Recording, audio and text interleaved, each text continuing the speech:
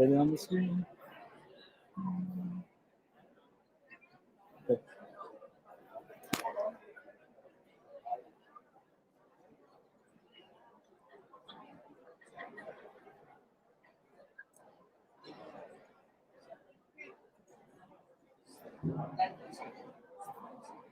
All right. Who's it? Girls? Thumbs up? Almost? Put a video on the screen. Good morning again, folks. My name is Simon Bird. Good enough. Jamie Wedge, I'm today's MC. I want to say thank you to the Manitoba First Nations Education Resource Center for the invitation of one of the biggest conferences, especially after the pandemic. It's really nice to see people in a big crowd like this, and I'm sure the same goes for you. Thank you very much for attending today's conference. By show of hands, how many of you are teachers or work in a school? Put up your hand. Okay, thank you very much. Give yourselves an applause. You're almost there. You're in the last stretch, and summertime is almost there, so keep up the good work. All right.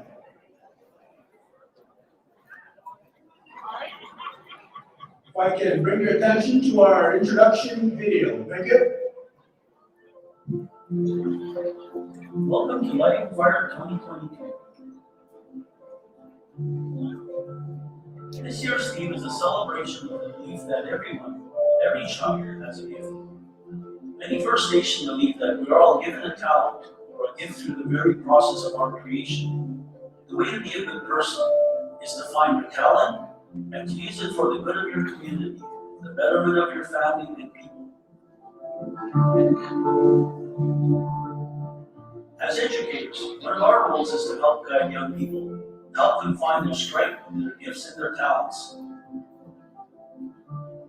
This year, we hope to light the fire that will help every First Nation youth find their gifts, which will only strengthen their ability to speak their language and access their culture. Join us in celebrating that every child has a gift.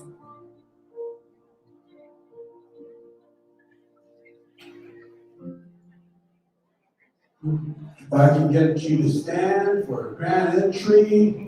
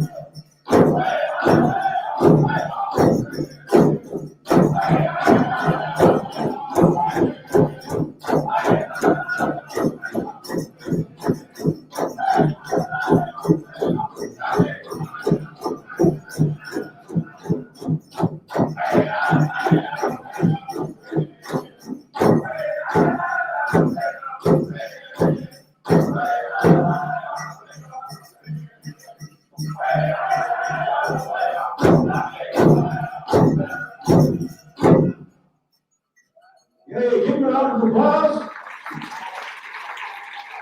Our spirits and speakers, Swan Lake First Nation. Next, if you can remain standing as we have the flag song and then the victory song. Take it away, boys.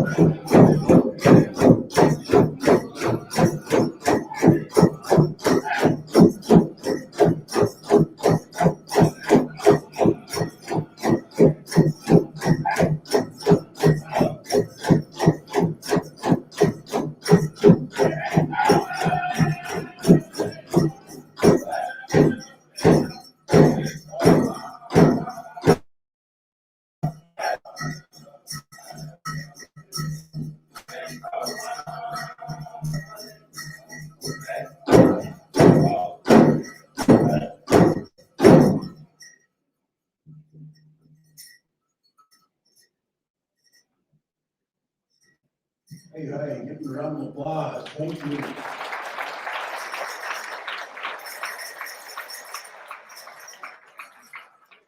As some of these things go, I was just informed that the prayers were rendered already this morning by Pike.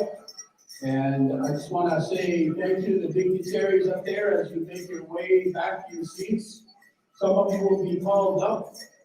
Some of you will be called up to be introduced again by our executive director, Charles Cochran. And I just want to say thank you very much to the Spirit Sound Singers, Mike, Kevin, Timothy, Ramsey, Mike Jr., and Galen. They've asked me to advertise July 1st, 2nd, and 3rd powwow in Swan Lake First Nation. If you make your way out there, you get a free cup of water if you mention the drum group.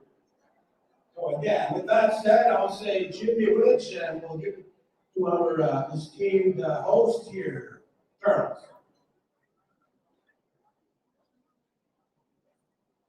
Rich, thank you very much. I want to say thank you to Elder Philip Painter for providing the opening earlier this morning. I was very honored to be a part of it with the pipe ceremony together with Elder Painter. I want to say again,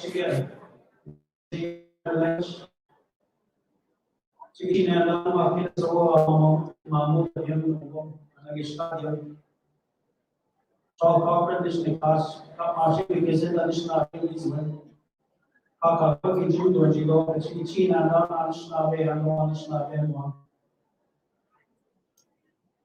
very proud and honored to be standing here, speaking in front of distinguished professionals, those very people that we do what we do. It's for, I always say, for the sure. Very proud of that, honored by that. But also very honored to be here in front of all the teachers, educators, and of course, and everybody that's been involved, especially those frontliners that work hard on a daily basis. Thank you, elders, grandmothers, grandfathers, our Anishinaabe people. We are here as one, and we are all proud people, and we all want to acknowledge that. I thank the people that have been able to come on with the grand entry. And there's a number of people I'd like to ask to come up and say a few words as part of our opening. Following that, I do have a little video presentation I'd like to share. It's exactly why we exist and why we're here. So that being said, I'd like to ask former Grand Chief Dennis Whiteberg, representing the Assembly Manitoba Chiefs, to come up and say greetings, say a few words.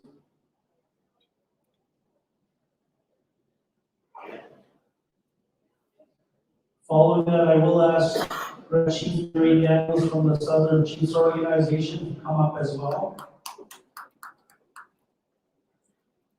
I will also ask Deputy Minister Dean Rudy from Manitoba Education to come up and say a few words as well. Treaty Commissioner Loretta Ross, Treaty Relations Commission as well. And of course, our board chair, Chief Clarence Easter from Chinawa. Mr. Waker. Thank you.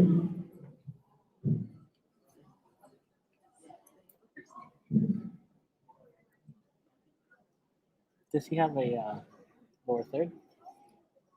Okay. Bonjour, Panim, That sounds good. Kansi. I'm honored to be here today Comments up? to represent Okay, I'll Acting wait. Grand Chief Cornell McLean.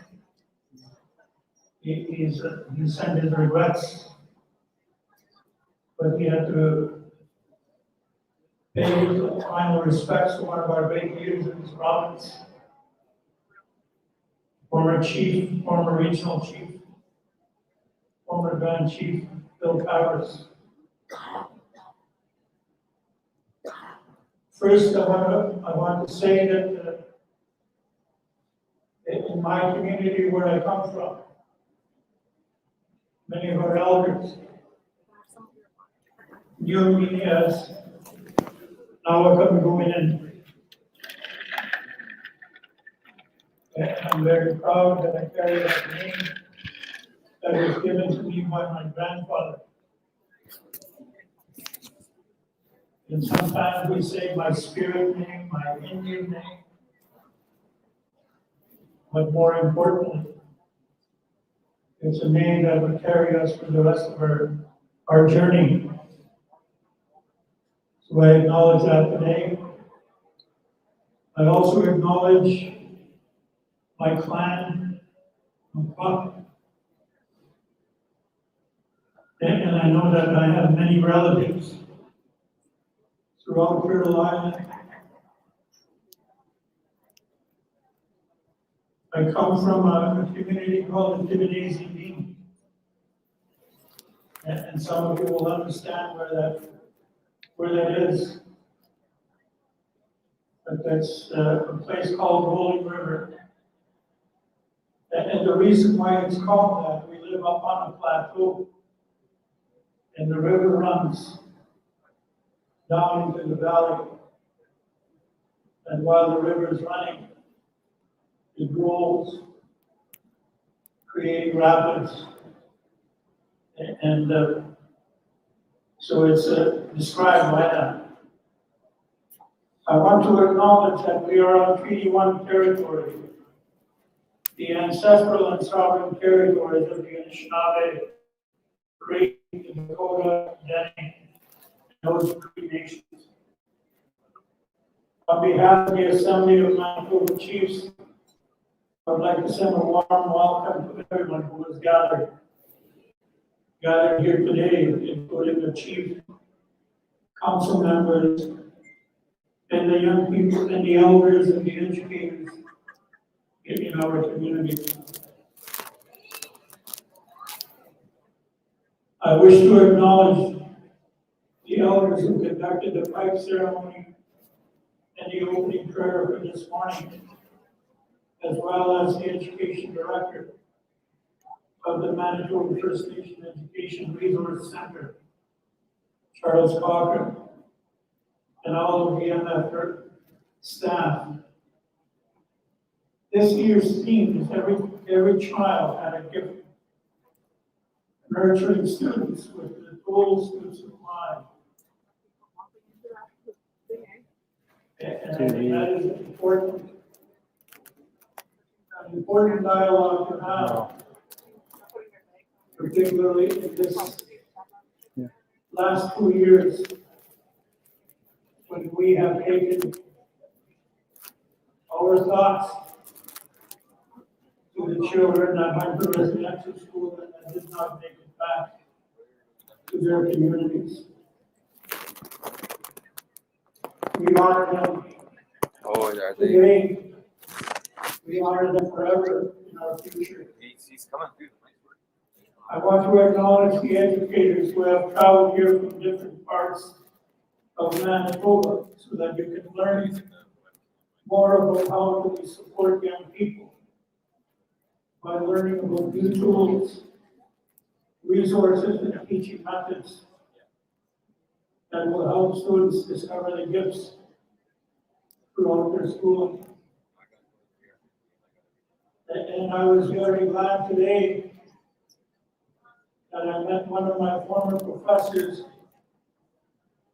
from Brandon University. And I'm not sure if he's in the room, Mr. Stringy Reddy. Mr. Stringy Reddy was one of my teachers almost 50 years ago, when I was taking teaching training. And I'm really honored to see so many young people in the audience. coming together to travel that same road so that we can bring life to our communities and a good life for our children. I am a residential school survivor. However, I was able to retain my Ojibwe language, a gift that was bestowed upon me by the Creator. And that is why I took the time to introduce myself in my language. And I always tell people that one of the reasons why I retain my language was because I went to residential school in the First Nation community, known as Sandy Bay. And where the language was very strong.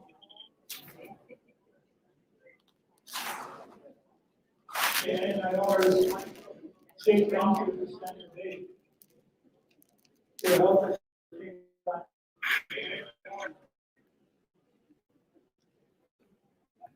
We were, of course, many of you have heard, we were punished for speaking our language, and that is true. And yet the priest would speak in Anishinaabe during the church mass. He would talk and interpret the Bible in Anishinaabe. And he would give the gospel in Anishinaabe. He would preach in Anishinaabe. And yet we were punished for speaking our language. Can I talk to you?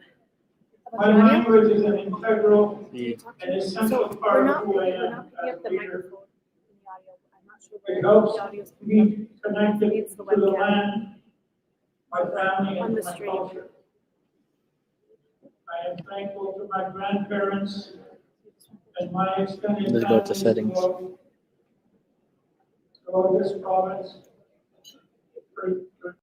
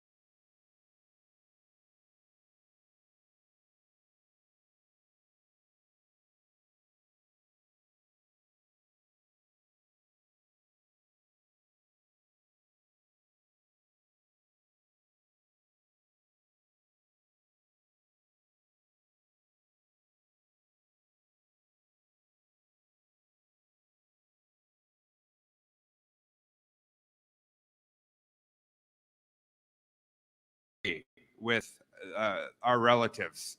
It's so important. It takes more than the classroom. It takes commitment in the home, a commitment, throughout the community. And so we all have to sort of share that responsibility. And I know all of the educators here know and understand that, and we're working very hard to build those relationships in our communities and build that strength. And so I thank you all again for being here. Many of the chiefs who are off to honor the late Bill Travers, who is a tireless, powerful advocate who fought and confronted the government for many years. And so many of us are heading that way this morning to pay our respects to our warrior, to our Gichita. And so I'm going to leave it there. Thank you, Charles, for your leadership as well. MF NERC, the staff of MF NERC, all the people who've made today possible. If you have time, invite him to your karaoke jam. He's a good singer, Charles. We've spent some time. Chief Desjardins too. He likes to sing karaoke. I don't know where he is. He's right there. He got me back into it, and so I think that it's important to sing. It's a spiritual thing. That's why we drum and sing our songs, right? It's a part of who we are. So, thank you again, and I wish you well in the days to come. Miigwech ticket. Yeah.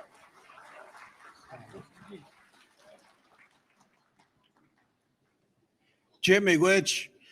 So at this time, we have a message from Regional Chief Woodhouse. That's going to be queued up on your screen. Good morning. I'm coming to you from the traditional territory of the Massasoit people, Anin, Buju. As for many of you that don't know me, my name is Cindy Woodhouse Nipanak. I come from the traditional territory of the Treaty 2 people in Manitoba. I'm currently the regional chief for the Assembly of First Nations. I just want to welcome all educators and education administrators from across Manitoba. I would like to thank the Resource Center and the organizers of the Lighting the Fire Conference 2022 for the opportunity to come and welcome each and every one of you here this morning. I hope that you will take away something positive from your workshops and presentations to bring back to your schools and your First Nations communities. My mother is a longtime teacher, principal, education administrator for over 30 years. My mom, her name is Lorette Woodhouse. I think she's in the crowd today, and I just want to give her a shout out. She was one of the first teachers in my hometown of Penamutang First Nation to complete her degree in teaching in our community. And in fact, back then teachers were very limited in our First Nations communities. That for the first year they asked her to be a secretary as opposed to using her degree, because back then our people didn't, we weren't quite there yet. And it's so amazing to have a conference like this with thousands of people and educators and people that are coming together to in a good way through education. Our capacity is building and we're increasing, and it's so good to see. And so I just, my mom's my role model for education in our community. And I'm so grateful that she pushed me to improve my education. And she's always pushed many other people to improve their education, even though we went through hard times, even though our history of, going through day schools and all these, residential schools. My mom continued to believe in education and pushed education for our people to do it for ourselves. As educators, you play an important role in empowering our children, and giving them the tools to be successful in life.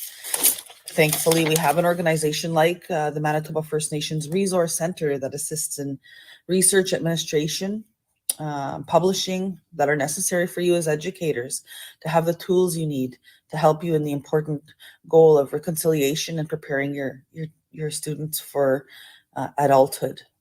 I also want to take just a quick moment to acknowledge that this has been a tough couple of years with COVID. Right now, some of our communities are dealing with floods, forest fires, snowstorms, hydro shutdowns. Also in the last year, making it challenging as educators to succeed in your roles. On top of that, before COVID, we know we were already We've already had, intergenerational trauma, colonialism, and this has had a deep impact on the education of our children. The Western system does not recognize our ways of education. The Western education system struggles to help our First Nation children find their gift to nurture them with the tools necessary to thrive, as our Lighting the Fire theme says. I'm going to leave it there, but I just want to say that every child has a gift, and every child is a gift to each and every one of us. And I just want to say to all you educators, I wish you all the best in your deliberations over the next few days. Thank you. Miigwech. Ekuse.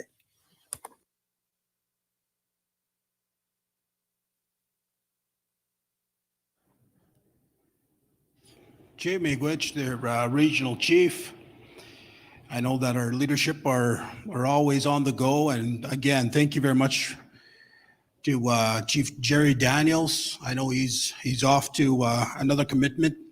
So with that said, please put your hands together for our board chair, Clarence Easter, Jimo Awin, First Nations.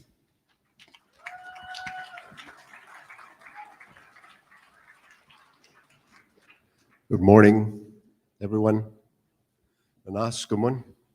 Anaskumit naami nagagino. This morning, we're here for the first time in a few years. COVID is gone in Winnipeg. I think they sent it off to the rural areas. We have to deal with that now. But I welcome everybody here this morning. But I also want to recognize and remember one of our great chiefs from Consaistigon, Jackhead, Bill Travers. He has passed on, and they're having a funeral today. I want everybody to stand up, and we'll have a moment of silence for him.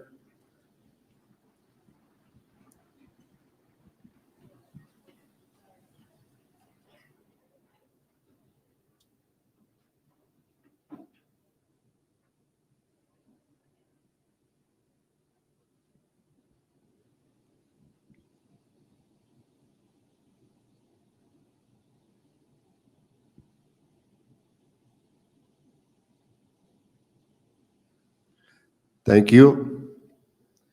He was truly a patriot. I worked with him, walked with him, sat beside him all throughout the years when he was chief and also the regional grand chief. And he's always been an advocate for our communities. He always fought for our rights. And one of our rights is education. He fought for it. He climbed his poles over it. That's why we're here today, because of his work, but not by himself, but by all of us. But he was one of the leaders. He was inspirational. He was down to earth. He can talk to me, and he'll tell you a lot of things. One of the things somebody said to me once was, if you guys ever got together, you can get your land back. So the idea came from MF NERC. We got together as educators, in education, so that we can get our education back. Today, all of you are here. More than 1,200 people registered. 38 communities and systems, over 800 staff that we've took over education in our communities. And that's really what it is that we want to do, is to take over our own ways of teaching our kids, teaching our ways, teaching our way of life, our language. All of that, we have it now. Together, we've been able to accomplish that because of such great leaders as Bill Travers, because he believed in his rights. And if we all believe in rights, we can take over whatever we want. Really, we should be taking over all of education, not just the programming, but also building the schools. We should design our own schools. How do you want your school to look? We should be able to do that as well in all of our communities. Together we can do that. But today, as chair, on behalf of the board, I welcome you, and hopefully that over the next 3 days, you'll take part in all of the things that have been offered to you, and all the skills that you want to take back with you after 2 years of break. And I think that all of us need to do this. All of us need to get together and start doing things that we used to do long before treaties were signed. We need to get back to that way of life, because if we can do this as education, in education, we can do whatever we want. So that's my message of the day. Whatever you learn in the next 3 days, you take it back into our communities and teach our kids, our grandchildren, those ways. Not only that we have to learn the ways of the Western society, but we have to learn our ways too. And our ways are important. So that's what I wanted to provide for you today as a message from the chair. And I thank the staff, board of directors that are here, and also all of you teachers, teacher aides, and all of the school systems. Thank you.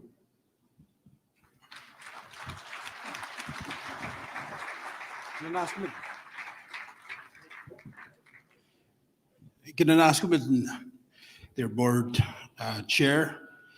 Thank you very much for that moment of silence.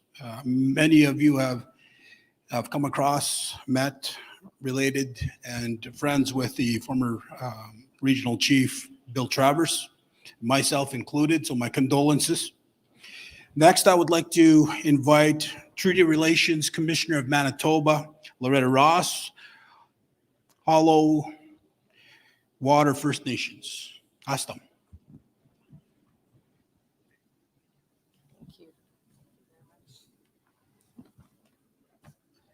Thank you very much. Good morning, everyone. It's an honor to be here. I want to start off by acknowledging the pipe ceremony that occurred this morning. I see Elder Painter here, and so I want to acknowledge the pipe ceremony, the prayer, and the drum. It was a real honor to be asked to come and spend some time with you. Charles tells me 2 minutes to say what I have to say, and I told him I would take a little bit more because Dennis was up here for like 10 minutes, and I would steal a little bit of time. I want to bring greetings on behalf of the Treaty Relations Commission, our elders, and our staff. We do a lot of work in, of course, treaty education, which we feel is vital to the growth of not only First Nation children, but all children within the province and the country. It's important to know our history and to understand what that's all about. And certainly you as educators, teachers' aides, all of administrators, all that are involved in the formal education system have an important task ahead of you. I come from a long line of educators. My mother was an educator. My cousins are educators and teachers. And when I saw the work that my mother was doing as a teacher and the amount of time that she put in, I chose not to be a teacher simply because she worked too hard, and that I wanted to pick something else that I thought I could handle a little bit better. But I think I still consider myself an educator, not in the same sense as you, because my grandfather was the chief of our community for over 40 years, and he instilled in us that it's always our job to educate We always have to educate as First Nation people. The society out there doesn't understand who we are. So as part of our formal jobs, we may be teachers or lawyers or doctors or whatever it is, but I think it's instilled in us that we have to always inform those around us about who we are, the original peoples of these lands. And it's something that I think is inherent in that we do in everything that challenges us or lies before us. And so when I looked at the theme of your conference, the gifts of a child and helping them to nourish, I wanted to lay out a bit of a challenge, I guess, to teachers as well, is every child we know has a gift. How do we nurture that gift? One of those things, of course, as Treaty Commissioner, I would be remiss in saying is to understand their history, to understand the treaties. And many of us have been taught the treaties are about, if we look at the written text of the treaty, and the treaties are about the treaty right to education, the treaty right to health, the treaty right to hunt and fish and trap and all of those things. And while that's an important part of it, the other significant part of that is understanding who they are. It's that identity piece, right? As First Nations people, we entered into treaties in order to maintain who we are as a people. And as we heard Chief Easter talking about, we can do these things.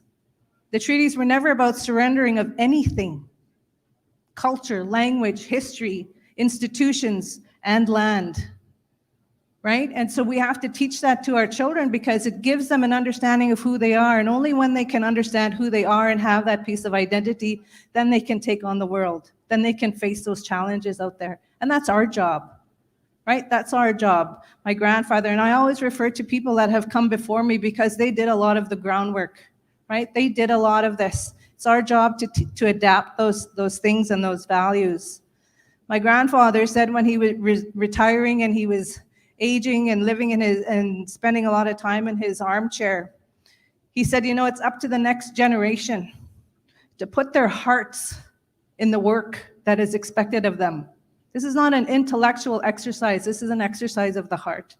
And I think that's what he was trying to tell us, that we have to go back, look at what we were taught, and bring that to the work that we have that lies before us.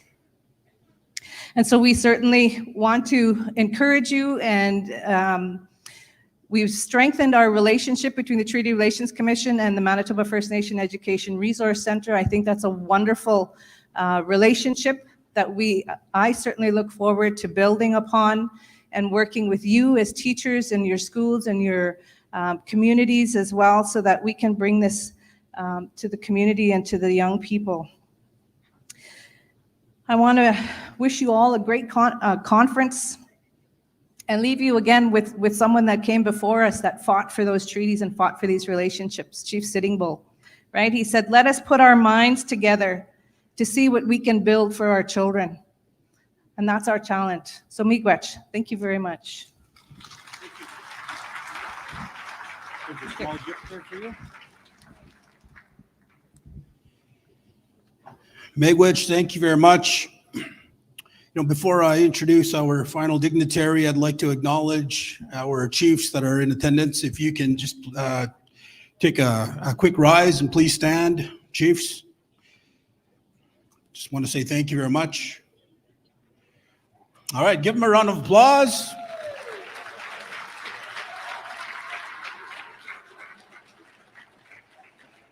All right. Some of them are standing over there. I got the feeling that they are maybe in election mode over there. So again, Chief Wen Desjardins, thank you very much. Leroy Constant, thank you for supporting and joining.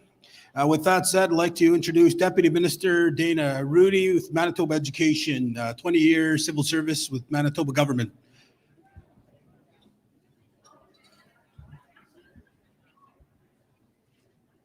Thank you, everyone. That was a very hard act to follow, so I'm going to try my best. So I'm very pleased to be here today on behalf of Manitoba Education and Early Learning. Very honored to be able to share greetings with you. But again, I'm just reminded by the number of educators in this room today, and I'm privileged and honored to be with you and listen and learn today as well.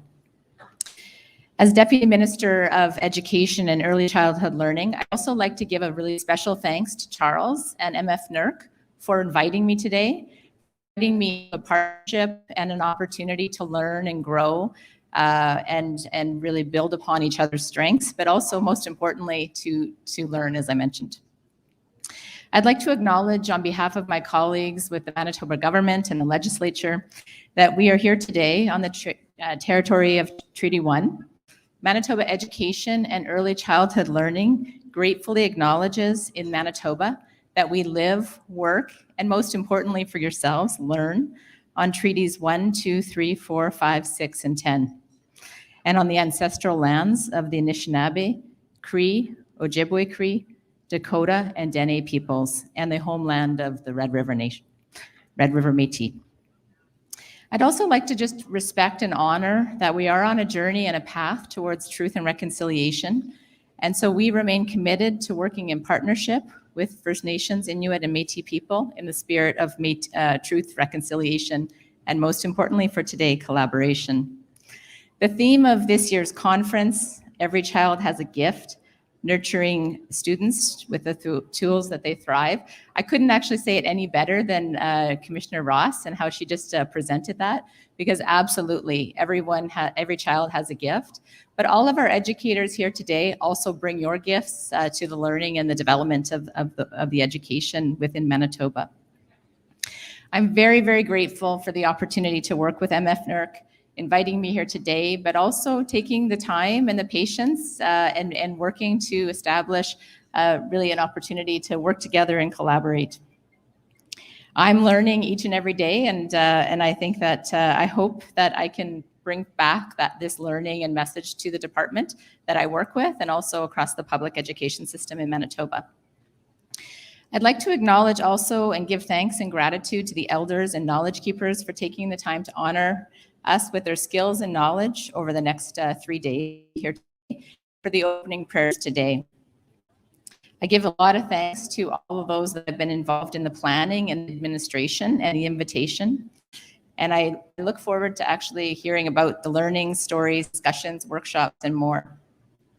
I want to take a moment also to acknowledge the tragedies associated with the residential schools and the learning that we are on in a path for Manitoba education and early childhood learning, including this, recognizing the survivors, but also the children that didn't come home. So we're doing a lot of work with our new strategy that we've implemented recently called Mamatuwisawin, the Wonder We Are Born With. And again, it's an opportunity to outline our commitment upon that journey of truth. I'd like to thank everyone for taking the time to listen to me today, but also for inspiring me to move forward on my own path. And I'd like to give thanks to all the speakers before me for their teachings and learnings. And again, just a special thanks also to MF NERC and the leadership there for their partnership. Thank you, Miigwech. Thank you.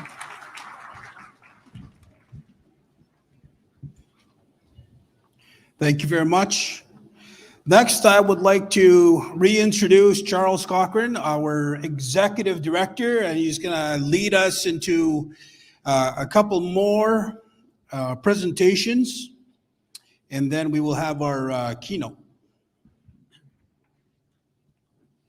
Miigwech again, thank you, Simon.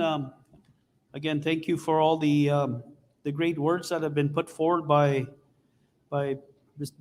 distinguished people within our region, Manitoba.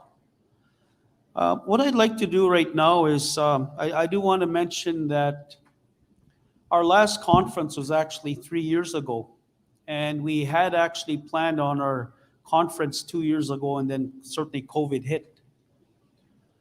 But during that time, over this last while since our last conference, we've had certainly many people that were with us for many years, but have passed. And what I'd like to do right now is take the time. I am going to actually ask everyone here to stand, and we're going to take a look at a memoriam video of some of our staff that have passed over this last few years since COVID.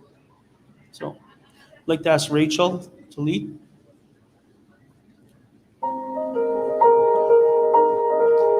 Gwen Merrick, longtime educator from Fisher River Cree Nation, Associate Executive Director.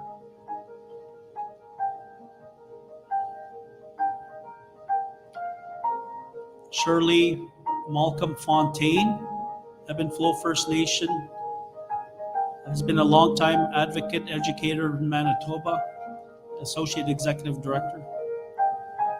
Mr. George Ross, Cross Lake Cree Nation, longtime educator and employee of MFNERC. Mr. Ralph Arthurson, longtime educator, a great man, funny man, a pleasure to work with. I worked with him side by side. And Mr. Ron Halleck, longtime instructor with Wapasqua Virtual High School, and again, a very gentleman and a great man for the organization. So, miigwech. So that I just wanted to acknowledge on behalf of the MFNERC and the board on people that have left, but left us with good hearts and good spirits.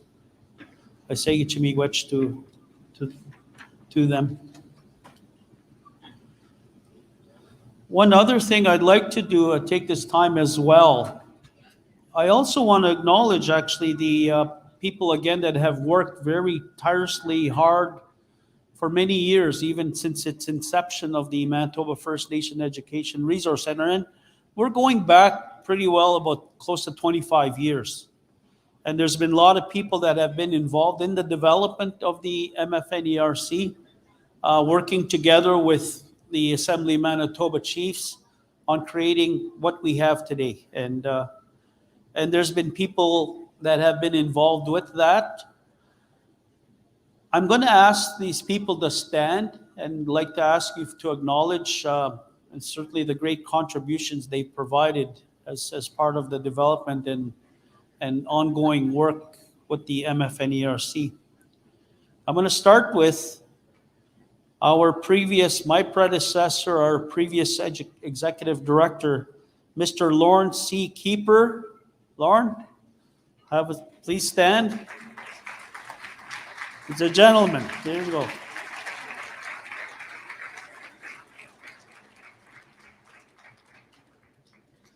Thank you, Lorne.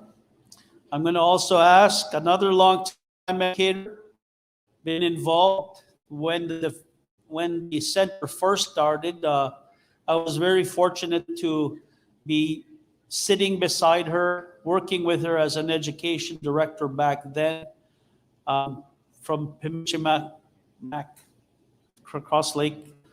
Rebecca Ross, we sat together and said, let's do it. Let's do the center. And Rebecca's been a big part of that and eventually worked and became a very instrumental in our language and culture department within the organization. I also want to acknowledge Mr. Terrence Shanakapo. Terrence, Rolling River First Nation. Terrence worked in the finance department and certainly did help our books and made our checks. So thank you, Terrence. Also want to acknowledge Mr. Ken Murdoch, another gentleman. Ken Murdoch worked with the organization for many years, worked in terms of our operation and maintenance. We also have a couple more that send their regrets, but I'll acknowledge Mr. Wilford Buck. Mr. Wilford Buck is well known for the work that we do with sciences and our planetarium. Wilford Buck is not available today, but will be available tomorrow and Friday. So if you happen to see Wilford around, for those that know him and those that don't know him, say hi to him, shake his hand. Is a gentleman. So Wilford Buck.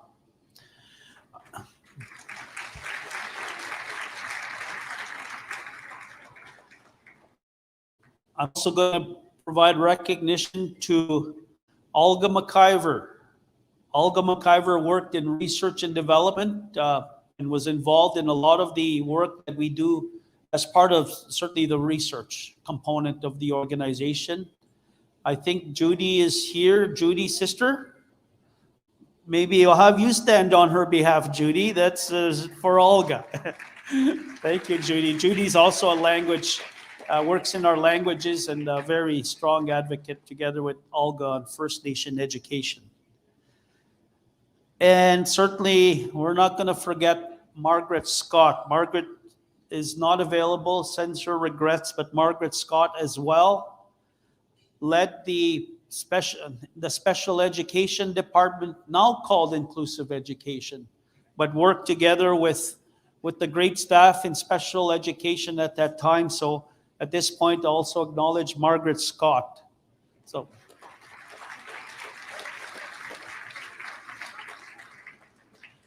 on that note, I do want to again say thank you for certainly the recognition of the people that have been a big part of this organization. We can't forget them. We will never forget them.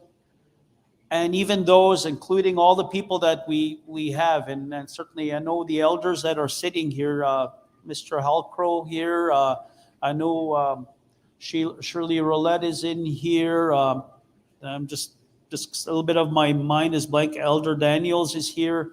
Mr. Halcrow, yeah. Mr. Halcrow, Nick Halcrow. Yeah. Shirley Roulette, where is Shirley? Shirley Roulette, right there. Mr. Daniels, Elder Daniels, thank you. Am I leaving somebody out? If I left somebody out, I certainly apologize. It's just, again, seeing 1,200 people in the crowd here is like a little bit. It's my first conference. Hey, I'm really, I've looked so forward to this over this last few days, thinking, oh, I just can't wait for it to be over. It's kidding. Yeah. So, what I'd also like to do is I'd like to also share. I'm going to actually ask Rachel, our video, and I want to say thank you to Rachel Bolio from Sandy Bay First Nation. She works in our video and all of that, and a great people, great staff. Daniel Ignalagala. I'll try that. So Daniel, I just call him Daniel. Really good.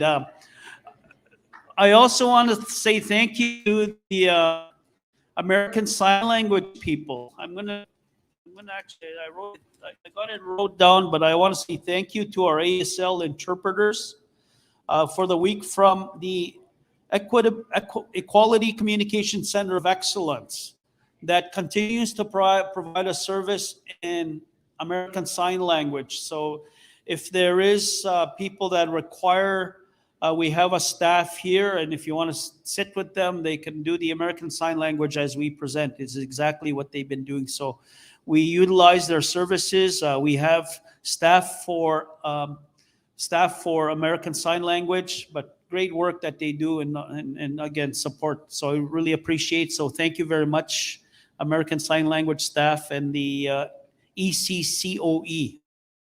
Sounds like ECOE, but that's a whole different thing. So miigwech, thank you, lady, people. I'm not going to speak. There is one thing I did want to do before I get off the stage. Again, I've been in education, worked in education all my career, and I've been passionate on First Nation education. I advocate it at all levels, whether it's within the region and even national. I'm fortunate to sit on the National Indigenous Education Council. And it is where that we try and also frame that advocating for what's required in our region. And of course, I speak for Manitoba and proudly so. I look at everything that we do is nothing to do with people like myself, or even, obviously we have a lot of great people, but bottom line, it's for the children that we work for. I speak on many occasions, and one thing I always say is we're here for those children, and that's why we're here, that's why we live, that's why we work, that's why we exist, is for those children and youth. So that being said, I want to carry the message on, as an organization, who we work for. So I have some videos, and I want to showcase them because that's exactly what we do, and take pride in our departments for producing these videos. So Rachel, let's start. My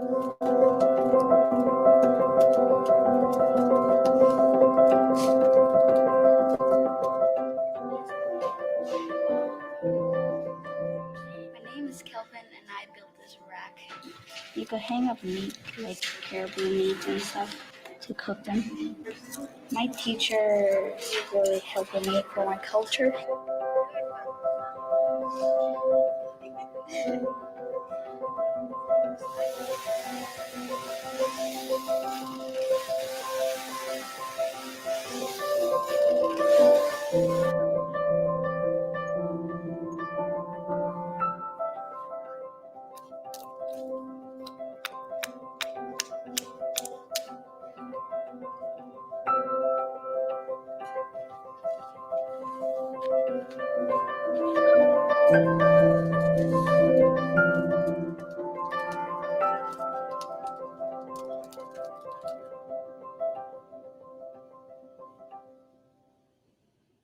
Again, I think Doreen would appreciate this video.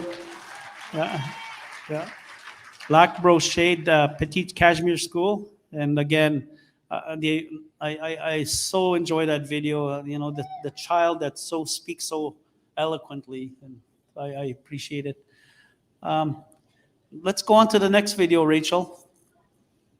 We want to find physical activity that relates towards the traditional lifestyle of the community in regards to what that been taking Woo, place before. Norbert. Where is he? He's here. And snowshoeing was one of those we talked about.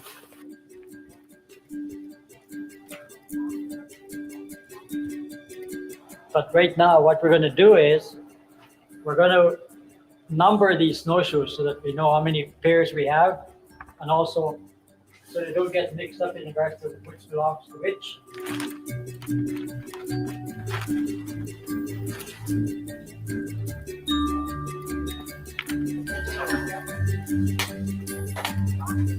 You notice that it's open, right?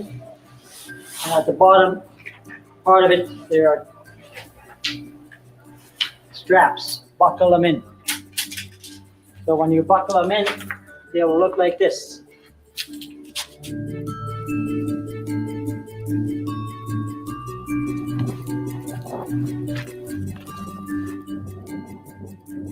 It promotes physical activity and it's our culture, and it's lots of fun. You know where the snowshoes came from? Came from indigenous people that live in North America, what people sometimes call Turtle Island. They used to use these long time. They used to be used for transportation. They used to be used for carrying freight on deep snow. They used to be used for hunting, to supply your family with food. They used to be used for games, in regards to playing games.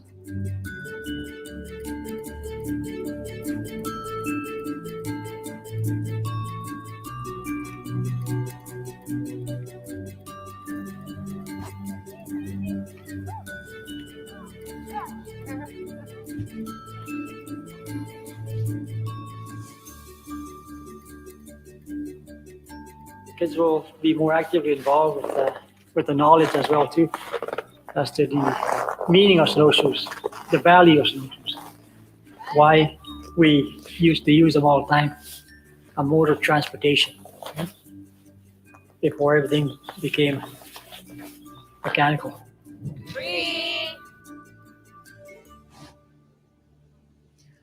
Those are the students from Muskisibi. Again, thank you, Norbert. I did ask permission from Norbert to show the video, and he said absolutely. So again, thank you, Vanessa. If you're in the crowd, appreciate it. And then there's another one I'd like to share with children from Tutnawazi being in Clifford Lynx Lake School. Yeah.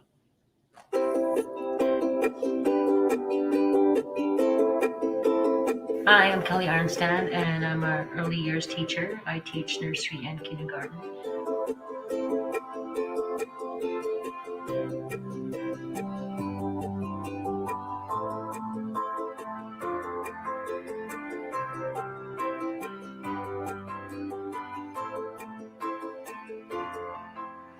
The children need to get a good grasp of their culture at this level because they need to know they are the adults.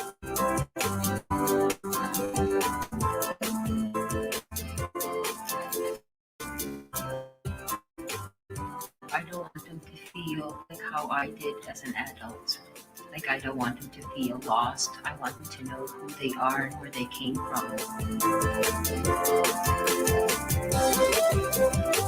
When I come to MFR conferences, I feel relaxed and I feel more so because maybe there's more Aboriginal people around, and we're all learning together.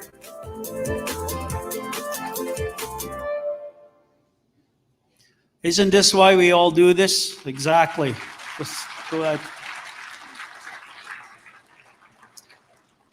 When we look at what we do as our work, we also have to take into account, where did we get this from? Where do we learn this from, and where is our foundations from?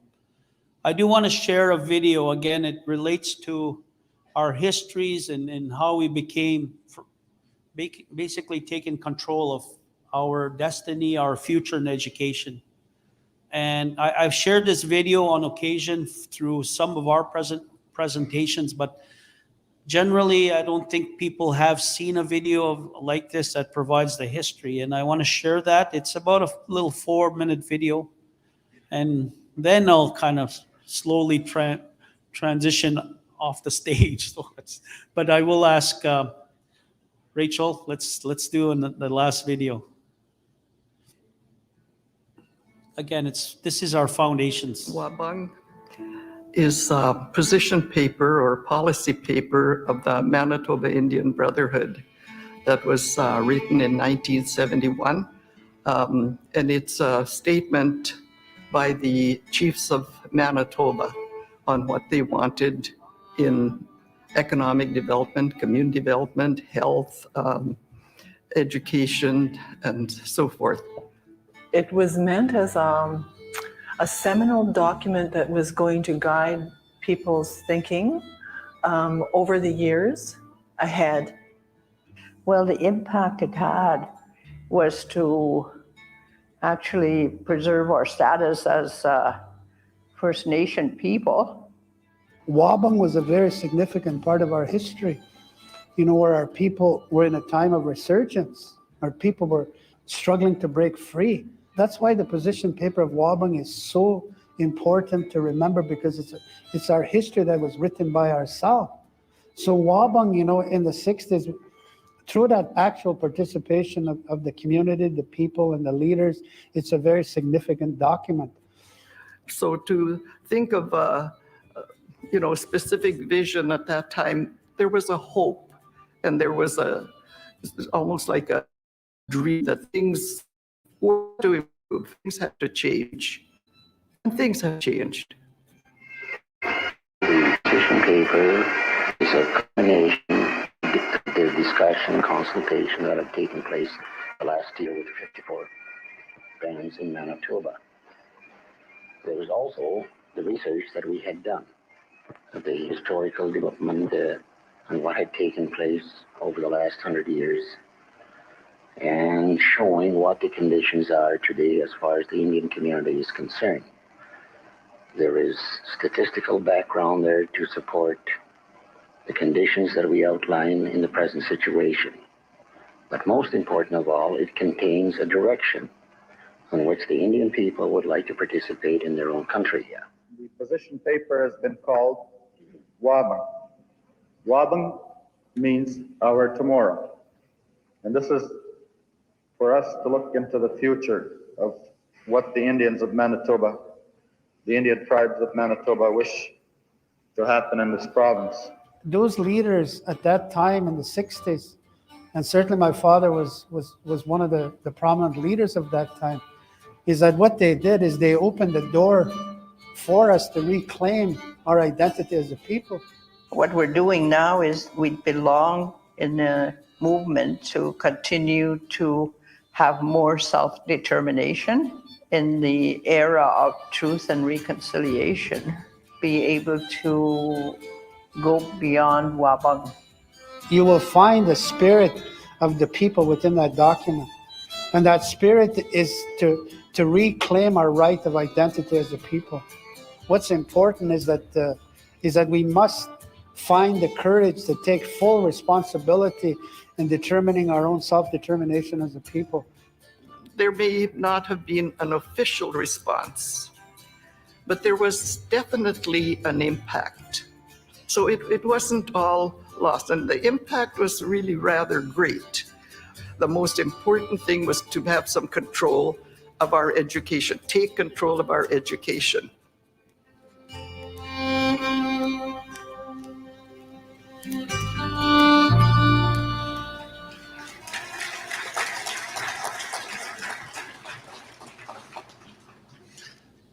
Two things. Again, that's who we are.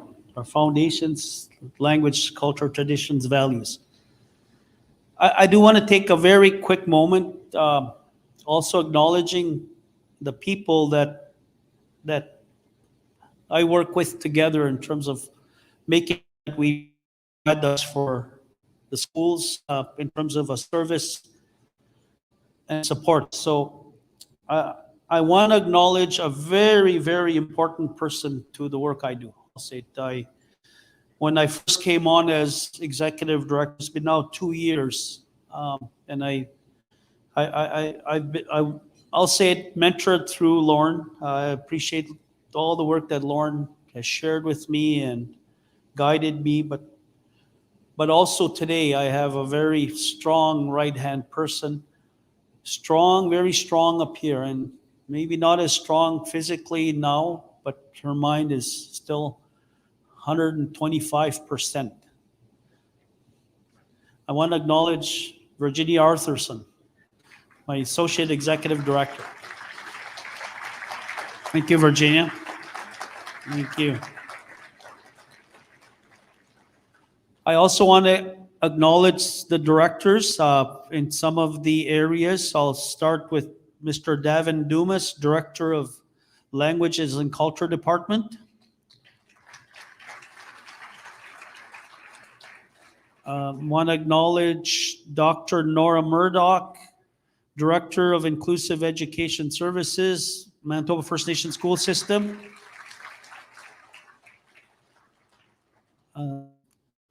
Director of Inclusive Education Services, Lorna Prince. I just about forgot her name. It's kidding. The Director of Human Resources, Dolores Daniel. Director of Finance, Mr. George Morasti. I know he's here, but he's also working with the finance department. So George Morasti. Our Director of Instruction and Operation and Technology. I don't know if I got that all correct, but Allison McDonald. She may or may not be here, but Allison. Yeah. And then all the other supports, the assistant directors, the support staff. I see Michael Hutchinson, our manager of communications, running around like crazy here. Thank you very much. Thank you, Amber. Thank you, Rachel, Daniel. Also, all the people that have been involved in setting up the administrative assistant that do a lot of work. Off the top of my head, I'm just thinking of Anne, Giselle, Corrine. Oh man, there's so many of them. But thank you very much for all the hard work you all do. Ashley, all of those people, I really appreciate it. But I'm not going to take any more time. I'm just actually, you've had a gentleman here speaking. I think some people may ask, who is this guy? Who is this man? Some people know him actually. He's a celebrity in certain areas. And I'm going to introduce Mr. Simon Bird. Simon, come up, Simon. Mr. Simon, a friend, a good friend. He's works together in terms of advocating First Nation languages. Very involved in his previous work. I met him as a director of ed. He can speak a range of Cree dialects. I'm going to read this one. He's originally from South End Reindeer Lake in northeastern Saskatchewan. Simon holds a master's degree in education and in northern governance and development. He was also right firsthand where the convoy was. He lived there, right? And heard all the noise. His passion has always been to help others learn and connect to their language.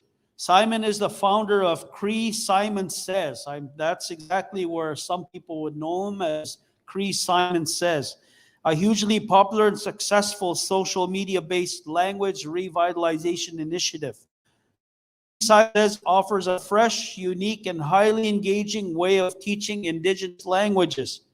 If you are a language teacher in a school, a language teacher in a community, or teaching an Indigenous language via social media, or learning from social media and apps, you still want to take notes during his presentation. Yeah? Okay. I bring to you Simon Bird, Mr. Simon Bird, my friend. Here you go. Miigwech. Thank you. Thank you. Now, I just want to say thank you very much. If you could put the presentation slide up there. Thank you, Charles. Be the first time I'm doing the keynote and MC at the same time. So usually for a keynote, I run up and everybody claps their hands and some whistles, but this time's different. Who knows where Reindeer Lake is located? Put up your hand. There we go. Some relatives probably. Yeah. Kisipigamak. That's what we call at the north end of Reindeer Lake, Brochet, Manitoba. Kisipigamak. It's where the end of the lake. And of course, we're on the south end of the lake, which is why we're called South End. That's the way it is sometimes. Not very original, but in our language, we say, Wapa Tiguchuano. You know, there's a Narrows, Wapao, Ipmichuak. There's a current through the Narrows. And for those of you that are learning the language, you might have heard a lot of communities with a CP or Pimichigamak or Misipawistik. So many of our communities are named after location in terms of where they are and the water body that they're associated with. So my presentation is all about connection. And of course, today, social media technology is a way we use to connect. And I'd like to take a look at some of the pros and cons. This will be important for anybody that has young people and want to relate to our young people and the language. Who has Facebook here? Put up your hand. A Facebook account. All right. Who has a Twitter account? Put up your hand. All right. Who has TikTok? Put up your hand. Who has Snapchat? Instagram? Am I missing anything? Bebo? I heard that. All right. So that is what I would like to talk about today. In fact, I'm currently doing I'm venturing into a PhD in Indigenous language revitalization at the University of Victoria. So what Charles mentioned was I live in Ottawa, right downtown where all the trucker convoy was, and that was not very not very good to go through. There's a lot of people that had to get some kind of counseling to go through that traumatic event because they lived right beside where the semi-trucks were, revving their engines, honking their horns, making sure. What happened was there was the people that were occupying downtown Ottawa. The real stuff happened after all the crowds disappeared. The bonfires would start, and the harassment of anybody wearing masks on the streets started happening. And the people that couldn't sleep all night because of this psychological warfare. You know, when I think about disconnected people like that, people that think that what they have to say doesn't matter to the neighbors that are living where I have to say it. I always think of the late Dr. Cecil King. Who knows or have heard about Dr. Cecil King? Put up your hand. Okay, he comes from Manitoulin Island. When I first went into ITEP, the Indian Teachers Education Program, as a young 21-year-old, one of the first people I met was Dr. King. And I always just appreciate, and I'm always after more knowledge. When I was growing up in South End, Reindeer Lake, my language nest was in a boat. Every summer, we would be out up Reindeer Lake, Ipagitawak, fishing with nets. Reindeer Lake is deep water.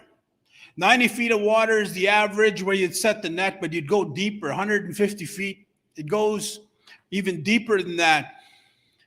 And anywhere from 20 to 25 nets, you wake up at 5:30, make sure you do most of your job. By the time the sun is the highest in the sky, because everything starts to warm up really fast. The ice that you harvested in the winter starts to melt. The fish starts to dry. Everything is affected when the sun is at its highest. And so that is how I spent a lot of my summers. I still remember the first time I went to a restaurant as a young kid. I still remember the first time I went to a fair, like an exhibition. I complained to my dad. I said, "How come we never do this? Other kids talk about doing that." I said, I'm not very old, but I really lived an old way of life. And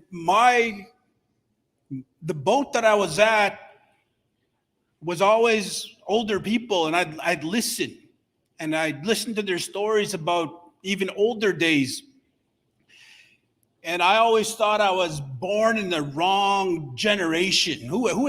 Have you ever felt that you were born in the wrong generation or in the wrong century? That's how I felt growing up. I never knew why I had to learn everything that I seen as maybe not the way forward in terms of sustaining life for a family. But here I was asking lots of questions. I was curious nonetheless. And when I got to university, Dr. King, the late Dr. King, who had a funeral yesterday in Saskatoon, he shared a story with me. And this Anishinaabe story, how the world lost its fire. The whole world, Mishuiskamik, everywhere. The sun didn't come up. People were cold. It was a very dark place. And people were increasingly mean, increasingly hostile, very aggressive toward one another for the food that was left over, for the clothing that people had. And he talked about how there was a rumor all over the world that somebody had a little bit of fire. And everybody was desperate to get at this fire. Escuteo. And around this little fire were the most gentlest of human beings. They were elders. They were guiding this small flame of fire with a little bit of kindling that was left in the world, in this cold, dark place. And around these elders were women, men, young people, supporting the elders in the inner part of that circle. And the toughest, most physically abled people were on the outside of the circle, as people from all over the world were trying to physically assault, push around, swear at, physically attack to get at the last remaining fire that was left anywhere else in this world.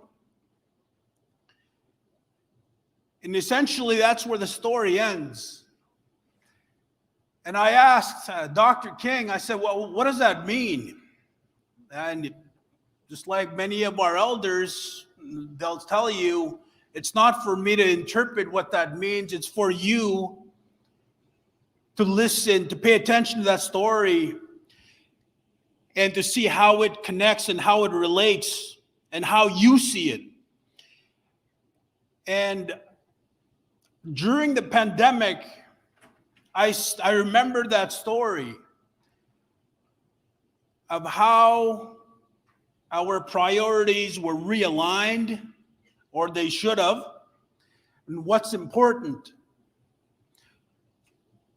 Family, relationships, spending time with people that you love, and finding out people that you don't love. Unfortunately, what also happened during the pandemic was a very high rate of divorce, because people found out in their busy lives that they really didn't have much in common. But for most of us, it was brutal. Losing family during the pandemic and not being able to support family. Right now, it was very tough. And I know you've shed many tears because you wanted to be there in person to support family, to say your last goodbyes. And that was a very cold, dark place that we were at. And so that's what I wanted to do. You know, during the pandemic, I was the director of education in La Ronge. Band membership of 11,000, having 4 schools and supporting 3 more and community, 6 communities altogether. You know, we love to laugh, and that's what really got through. That's what really helped me get through the pandemic, because I was around people that were close to the land. I remember one of the conference calls that I got, was one of the best conference calls that I was ever at. That was before everybody, connected with Zoom. I was on Montreal Lake, trolling my motor and just shutting it off anytime that I needed to talk. So I'm sure nobody's ever done that here, but now everybody has to be on call virtually. And so I just wanted to mention where I'm from, back to PowerPoint, and introduce some of my family members.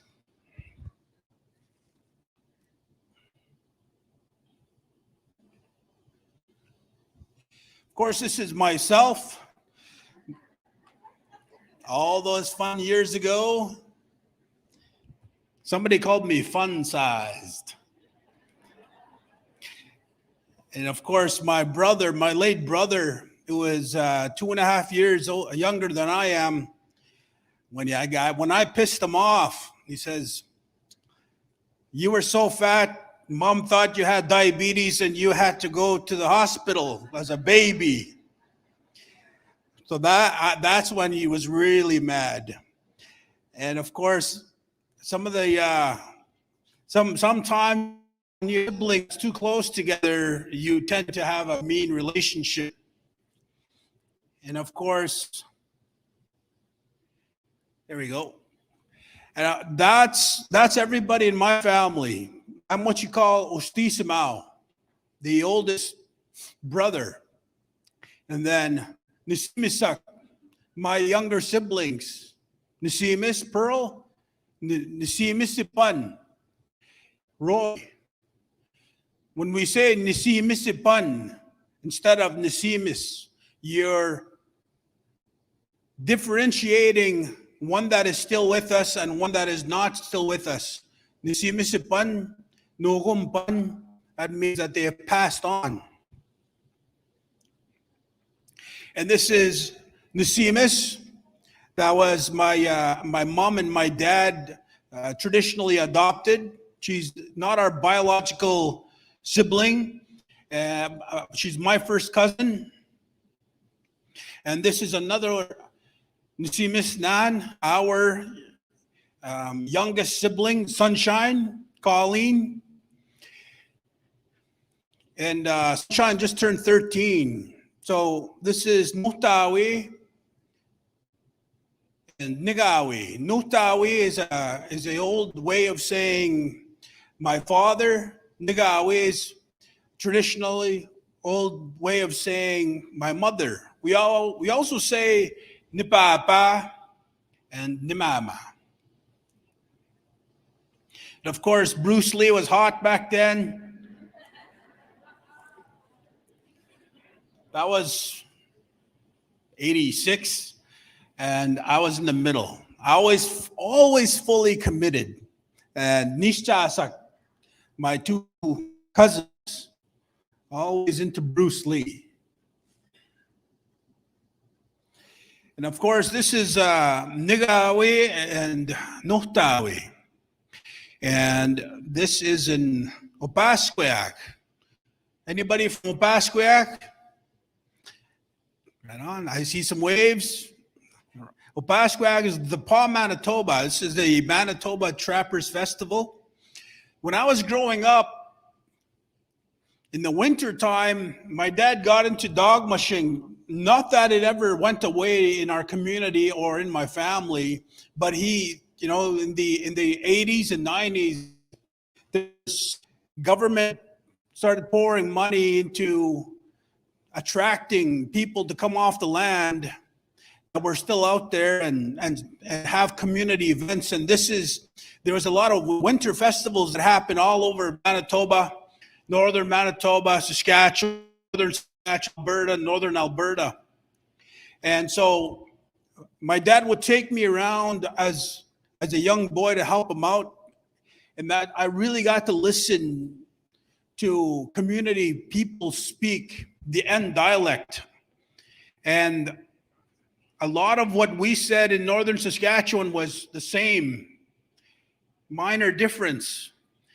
And because of that experience of going from community to community, we've been all over the place, Grand Rapids, Cross Lake, Opasqueac, Moose Lake, Flin Flon, Thompson, Nelson House, Norway House. All those northern communities would have these big winter festivals, and dog mushing was one of the highlights. And I would listen to the language, and I would just be quiet, and I just listen. So because of that experience, I'm able to hear and understand a lot of Anishinaabemowin. And I love the way our Manitoba speakers, they emphasize the syllables when they speak. A lot of generations today, they start finding these shortcuts. Instead of saying Simon Nitisinegason, which you can really hear how closely related it is to Anishinaabe when they say Simon Nitishinigash. My name is Simon. In the TH dialect, we say, Simon Nitisidigasun. And then the Y dialect, we say, Simon Nitisiyigasun. But today, people are taking shortcuts and they'll say, Simon Nisigasun. And then, even worse, they'll say, Simon Nisigasun. And when you start butchering the language too much and not paying attention to how it was originally spoken, you start losing that connection a little bit too much. And my first teacher was Noorumpan.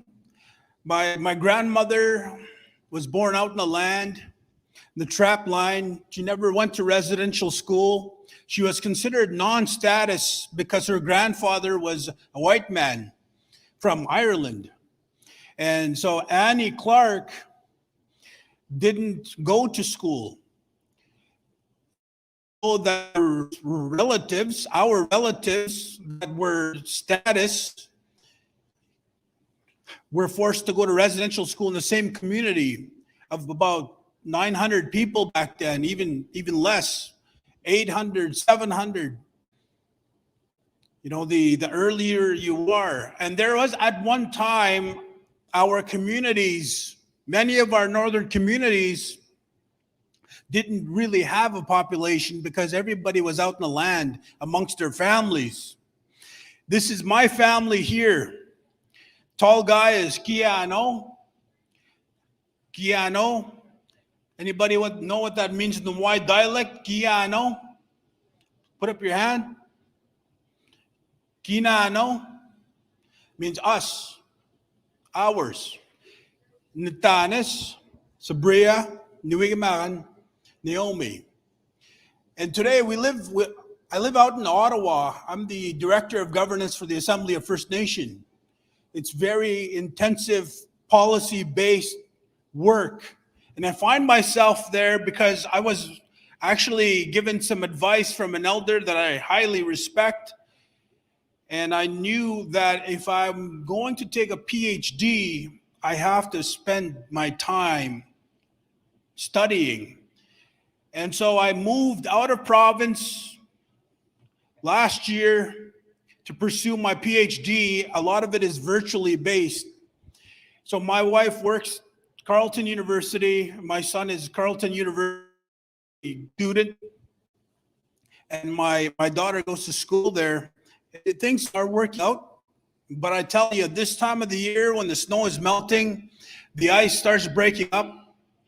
The land really calls you. So this year, this conference couldn't come at a better time because I get to meet people and visit.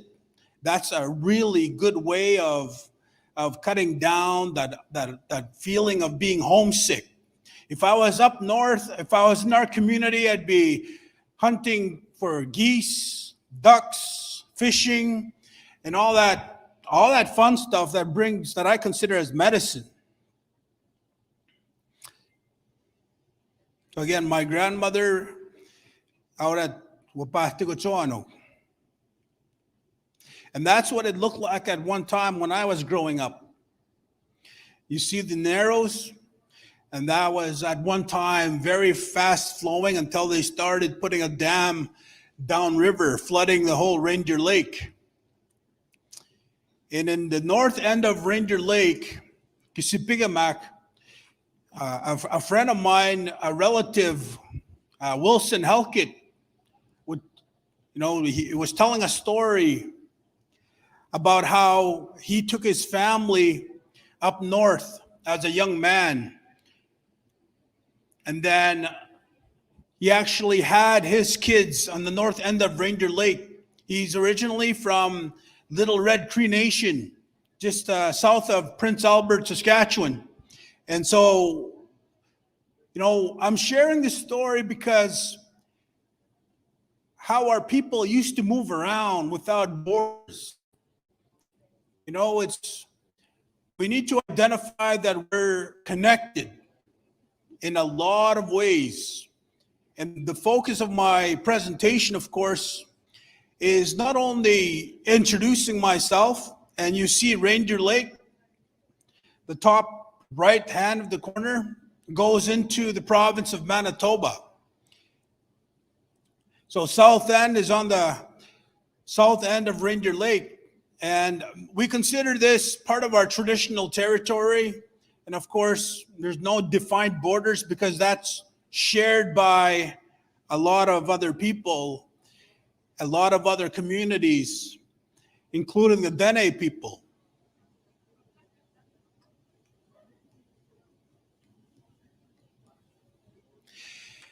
And to talk about the river system, our traditional highways. And our traditional highways connected everybody before the roads were starting to be built. The first mode of transportation was right along the American border, the train, the railway. These people that lived anywhere near the railway were the first ones to be aggressively assimilated. They were the first ones to start losing their language. Meanwhile, up north, where there were no roads, not until after World War II, when there was an investment in minerals, the roads started opening up. All those roads up north didn't come around until 50s and 60s, allowing a lot of our language to be safe from erosion. And so what we saw when I first started going to school, all the resources were actually printed in the Y dialect, because the Y dialect were the first ones to be aggressively assimilated. They were the first ones to have their languages almost disappear overnight. So you had the late Dr. Frida Henneque. You know, you had other people that were right here in Winnipeg that seen this tidal wave of language loss, like Verna Kirkness. And what they did was they wanted to make sure that they were preparing the future generation. They wanted to make sure that they captured the words that were being lost.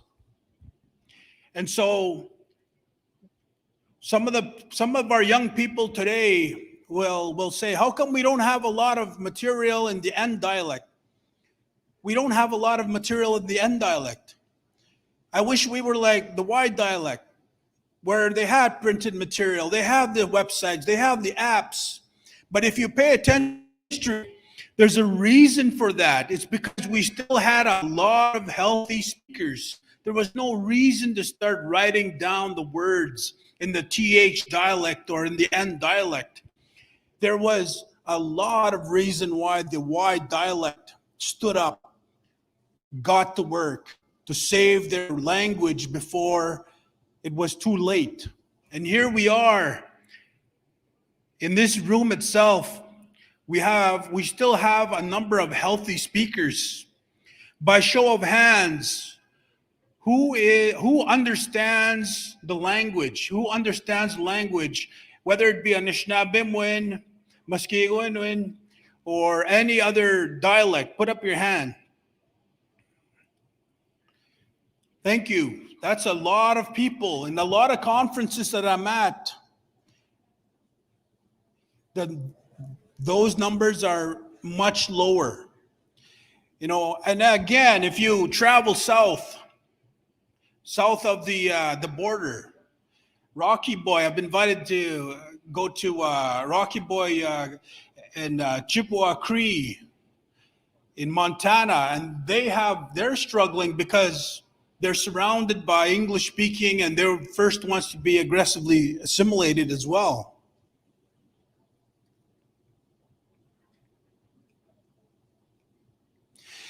So again, by way of introduction, this is Notawe. That's a what we call when you go to a restaurant, dim sum. That's a tripe, that's stomach lining, and he's putting delicacies in there after killing a moose. Of course, a lot of what we did traditionally was you didn't need a plate, you didn't need a bowl, or a bag. And When I was a principal in my own community, this is some of the activities that we went and did. Who here is an administrator, a principal, or a vice principal? Put up your hand. A lot of respect for you. You have a tough job, a tough role as a former principal, a former director of education. It's a tough balance that you have to do. You have to force people to work because the kids come first. And sometimes when we're teachers, we just want to connect with our students, not realizing that the one that's acting up, that came in late, the one that wants to fight, has bigger problems outside in their home. That's the reality of a lot of our kids, because they suffer intergenerational trauma. There's abuse, there's alcoholism, there's gangs, there's a lot of worse things that are waiting for them. And these kids that come to your classroom with all this baggage, this hurt, this anger that come into your classroom, they don't mean to be taking it out of you. It comes out. And us as teachers that have another 20, 22, 25 students, have the whole lesson just disappear because of one student. And that's when sometimes as teachers, we have to argue with principals what the best thing to do for everybody in that classroom. Again, some pictures there of our traditional pursuits, traditional practices. And if you get a chance, go to groups on Facebook, check out hashtag Chris Simon Says. And what you want to do is you'll notice that it's almost run like a classroom. Who's a member of this group? Put up your hand. Who's ever heard of hashtag Chris Simon Says? Put up your hand. All right. There's almost 25,000 other people that are in the group.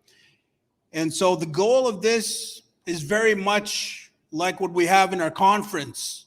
It's just igniting a small interest in the language. And so my PhD has some questions. In the white dialect, Mayo Kisikau. And of course, the N dialect, Menogi Sigao. TH dialect, Medogi Sigao. But it's what we call a mnemonic. It's an easy way to remember a word. And what I teach in this group is almost like a little bit of that Kiam style. It doesn't matter if you don't know how to spell SRO. At least you're trying. And of course, this is Natanis. This is my daughter. And I was trying to teach her our language. We were out in Alberta, and I said, Miyogi Sigao, it's a nice day. And she says, Dad, sounds like you're saying Mayo Kisikao. And of course, that's how the whole thing started.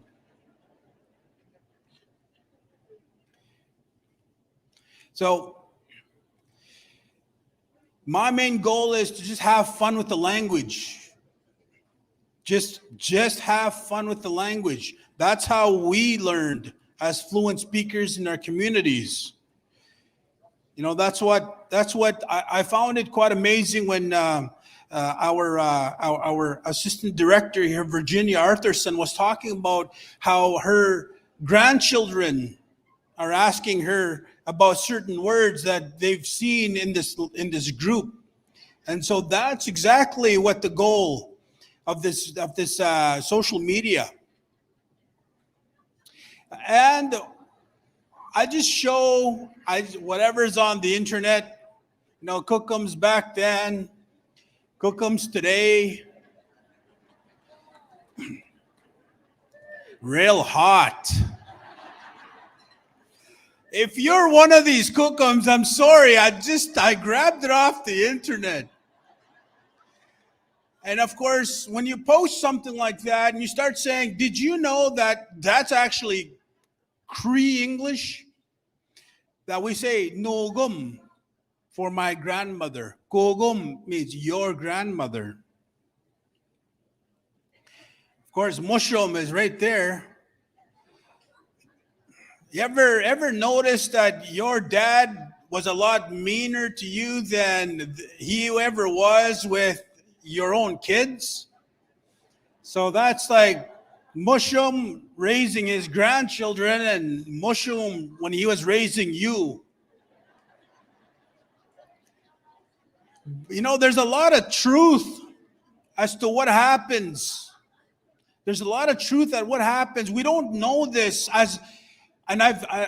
if you're an intergenerational residential school survivor, if you are a residential school survivor taken away from your community, you may not realize that it's natural to start asking certain questions when you're an adult. It's natural to start being curious about your language as when you get older. There's a cycle that I'm very curious about and that I want to study more. People often blame their parents. My parents were fluent, but they never taught me any of our language. It's because their parents were still kids. For anybody that has grandchildren, you'll know now how young you were when you had kids. And you were so busy trying to live, survive. You just wanted a decent relationship with your own kids. And when they were taught English all day at schools, the last thing you want to do is start talking to them in the language. Or your grandparents start talking to you, or your parents start talking to you in a language that you didn't hear all day. Because the connection is strong within each and every one of us as Indigenous people, as human beings. It doesn't matter what your culture, what your background is. That connection of wanting to relate to one another is very, very strong. And of course, a lot of that connection is within the humor. You know, there's keep my berry picking spot out of your mouth. I hope Charles is not going to come up here and slap me. But one of our traditional teachings, you know, and this is the part I always want to share every time that I get an opportunity to speak. Our language is not obsolete. Those teachings were always right. Residential schools brainwashed generations of our people to say that your way of speaking is wrong. Doing this is wrong. Public scolding is wrong. What happened, of course, at the Oscars, our elders, they taught, don't publicly shame, because that reputation of one mistake is going to follow that child or that adult for a very long time. And here you have Will Smith, so many movies canceled, because I was a big Will Smith fan, and I follow the aftermath of what happened. And of course, he's nowhere to be seen. I think he had at least four movies that just backed out. Reputation, because of that public scolding of what he did publicly. And our elders would say, a lot of what you do with your kids and loved ones is you try to be gentle. You take them to the side. So that's, you know, these things, they ignite curiosity. And what I call a Kiam style approach. A lot of people understand Kiam as a Cree word to mean I don't care. I've taken it to be a lot more meaningful in terms of it doesn't matter. It's okay. Let it be.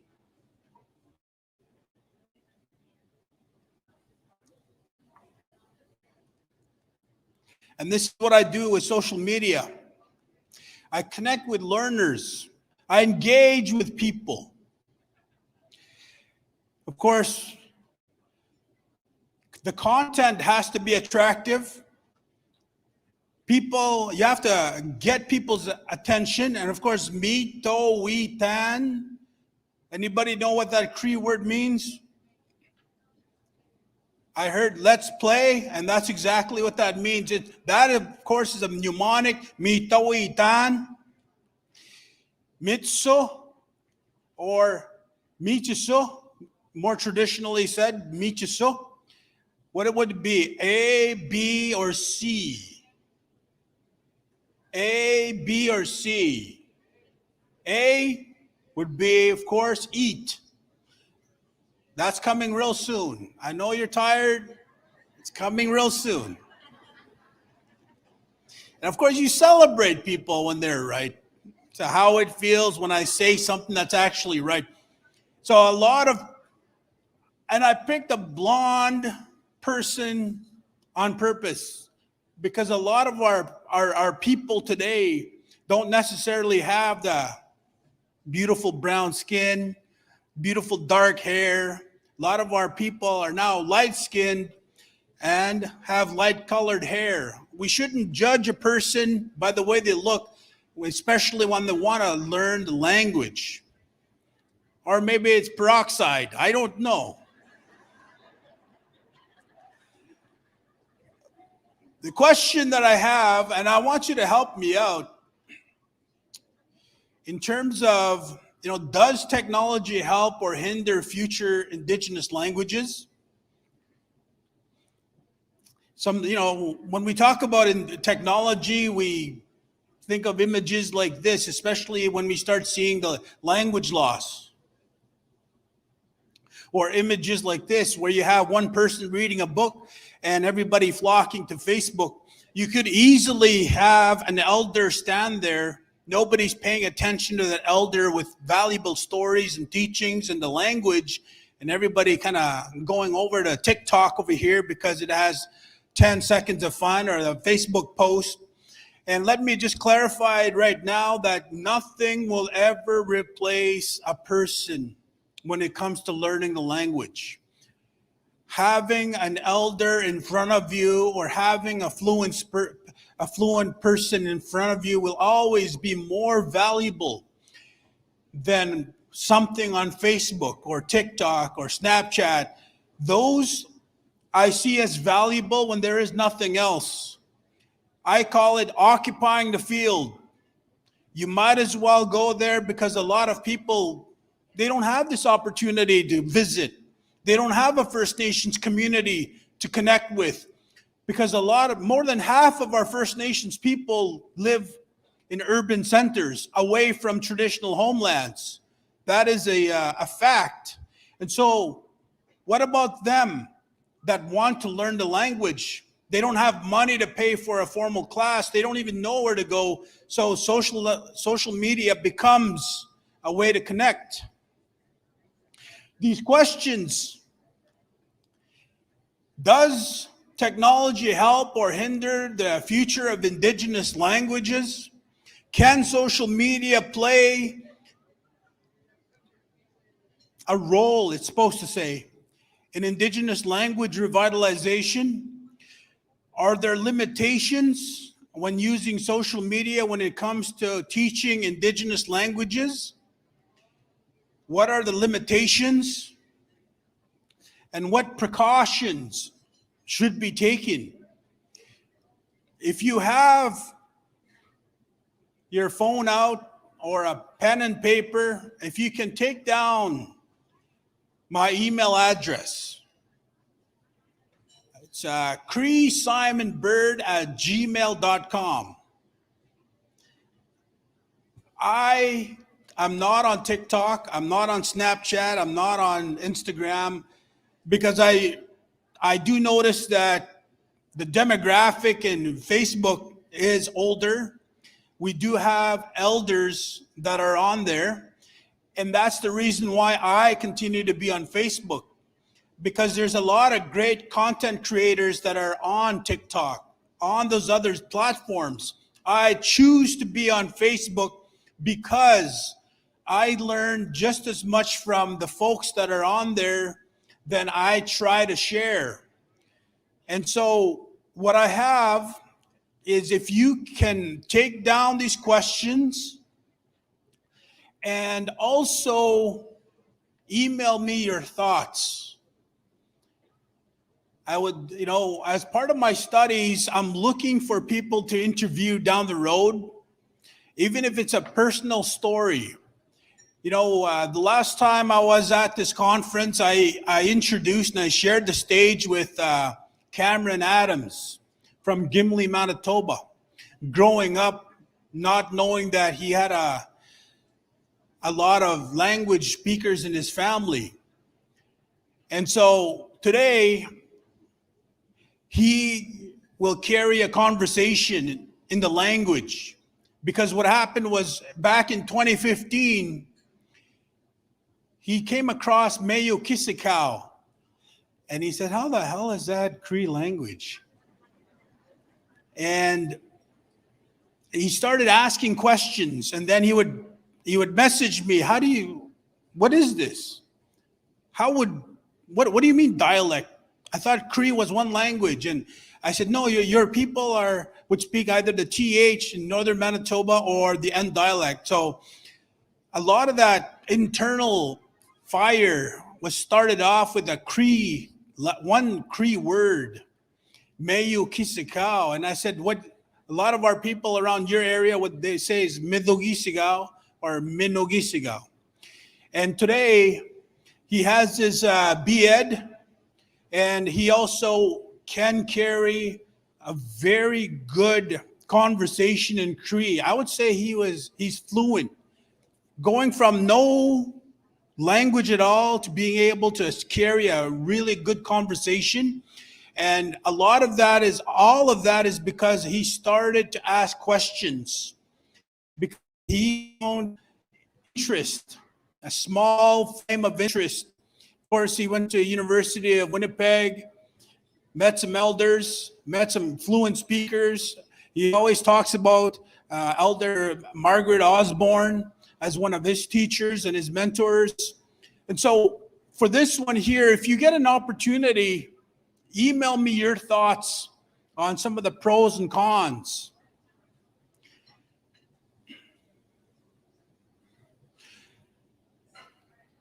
So another quick couple slides, then we'll bring this to a close.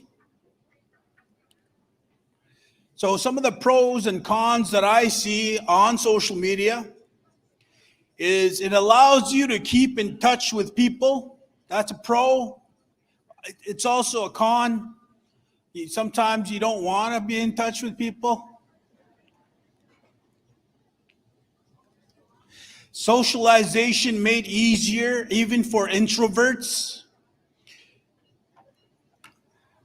What happens to a lot of our young people is they're really good on social media, but when it comes to visiting, it's very awkward. Learning how to behave in a ceremony, learning how to behave at a funeral, learning how to talk to people at your table, learning how to visit, that's a social skill that our languages always pushed and helped each other visit, and it was learned through time. So that's both a pro and a con. It speeds up communication. Social media speeds up communication. Promotes compassion and empathy. Unfortunately, it's also a con because it can promote miscommunication and hate. And eases loneliness. Maybe some of you got your snag from inboxing somebody. I'm not judging. The pro and con for social media is content creation. Very easy, but then you always have to be competitive. You always try to have something fun and attractive. That's a pro and con. So with that said, I'm going to end on a video here. If you can press play. This is one of my most favorite videos because it has English, Cree, and subtitles for all you Star Wars fans. Play.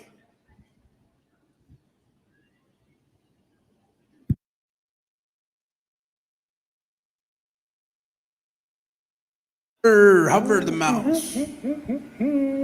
Yep, that's my new sim using the force. We're gonna eat some bannock at the trap line. Ooh.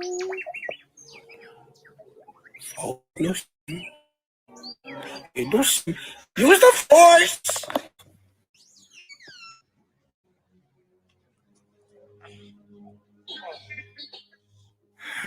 Stuck it. Kokom's bannock was in there. We just got to the trap line. Get the bannock out, I said. I'm hungry. I'm real sorry, Muslim. I didn't hear you say pick up the bag. You used the Cree force. I want my cook back. Gee, Mac, or I'm gonna hit you. Kapag molten. Yeah, but it's only bannock. That was special raisin bannock your cook made for me. Oh, you could just go to town and pick up KFC.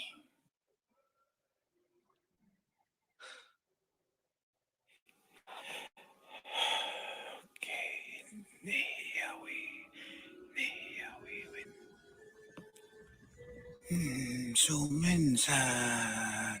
Raisins.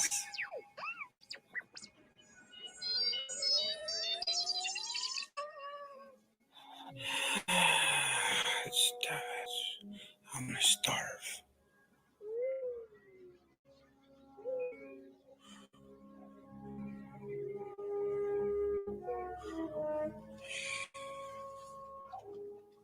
I'm just no good at the Neo Force Mushroom. Kakaskitan ni Hiawi. Taktuki sikao pugo ka ni Hiawin. Ni Hiawin is like a muscle a little bit. That's like you use every day and you get stronger. I think that's the best way you learn. Every day you ask and you practice talk. When it's everywhere. It's in the trees, in the water, in the bannock, in your head. Yeah, it's everywhere. You gotta practice every day to my big squeal win. That's the only way you will return and use the Neo Force. Too hard, Mushroom. I can't practice every day. I gotta check my Facebook, man. I have friends, you know.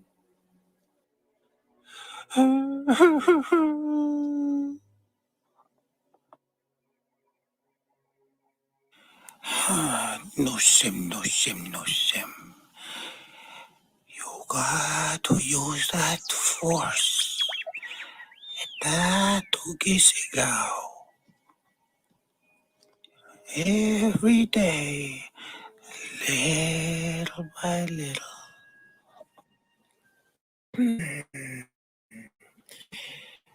Yeah, we went on Facebook too.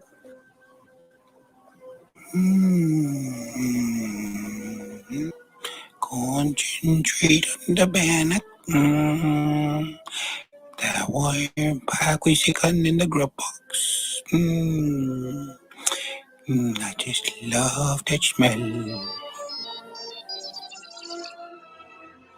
It worked, Mushroom! Your Nihia, we win! It's super strong!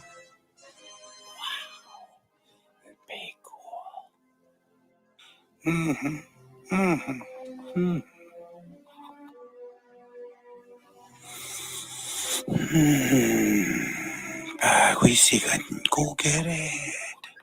The grub box has got to be here somewhere. Hey, Mushroom, I found it. Grub box, neck bones. Kamitsunano. Panic time.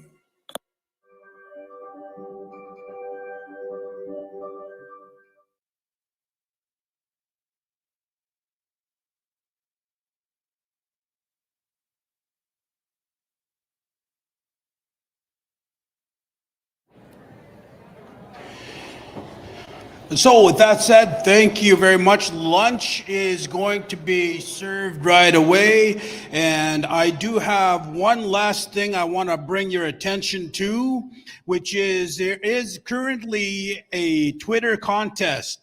You follow the Resource Center on Twitter at MFNERC. After attending a workshop session, take a selfie and tweet it along with something about the workshop. Use the hashtag LTF2022. Retweet one of your posts. Once you complete all 3 tasks, your name will be entered into a draw to win daily prizes and 1 grand prize for a one-night stay right here at this hotel. And again, thank you very much to Elder Philip Painter. Pop ceremony tomorrow at 1 o'clock. With that, Chicken Supreme is on the menu, you spoiled people. All right, Charles. Thank you. Chris Simon says, Chimiwich, here's a gift for your great work. Chimiwich, again, a strong proponent of language and revitalization, and you see it right there. I do want to say one more thing before lunch. I want to acknowledge 2 people. I want to acknowledge Mr. Sam Wavy, also a recent retiree. I unfortunately left him off the name there, but thank you, Sam, for the great work you've done. And Rosalie Booth. Rosalie is here somewhere, I believe. Again, another person strong in the sciences and helping work with the children. So that being said, this pretty well concludes our morning ceremonies. This afternoon, workshops galore. Feel free to join the workshops that you have interest, and thank you very much.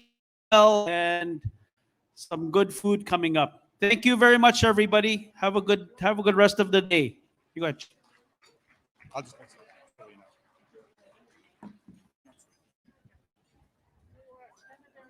All right, ladies and gentlemen, thank you so much for being a great audience. Simon did a great presentation. Love the Star Trek stuff. Now, we are packed to the rafters, okay? We're full as heck. So if you're a MF NERC employee, get out of your seat and make sure you're giving a guest first. So please make sure we have enough seats. If you have your purse or a bag in a chair, please put it beside you because we're going to need all those chairs. So please, anybody who needs a seat, be friendly. If you see somebody looking for a seat, offer the one at your table. Let's all get together and let's get to know each other a little bit better. Yeah, and like Charles was saying, our workshops will be happening right after lunch. I have a little, oops, what did I do with that one?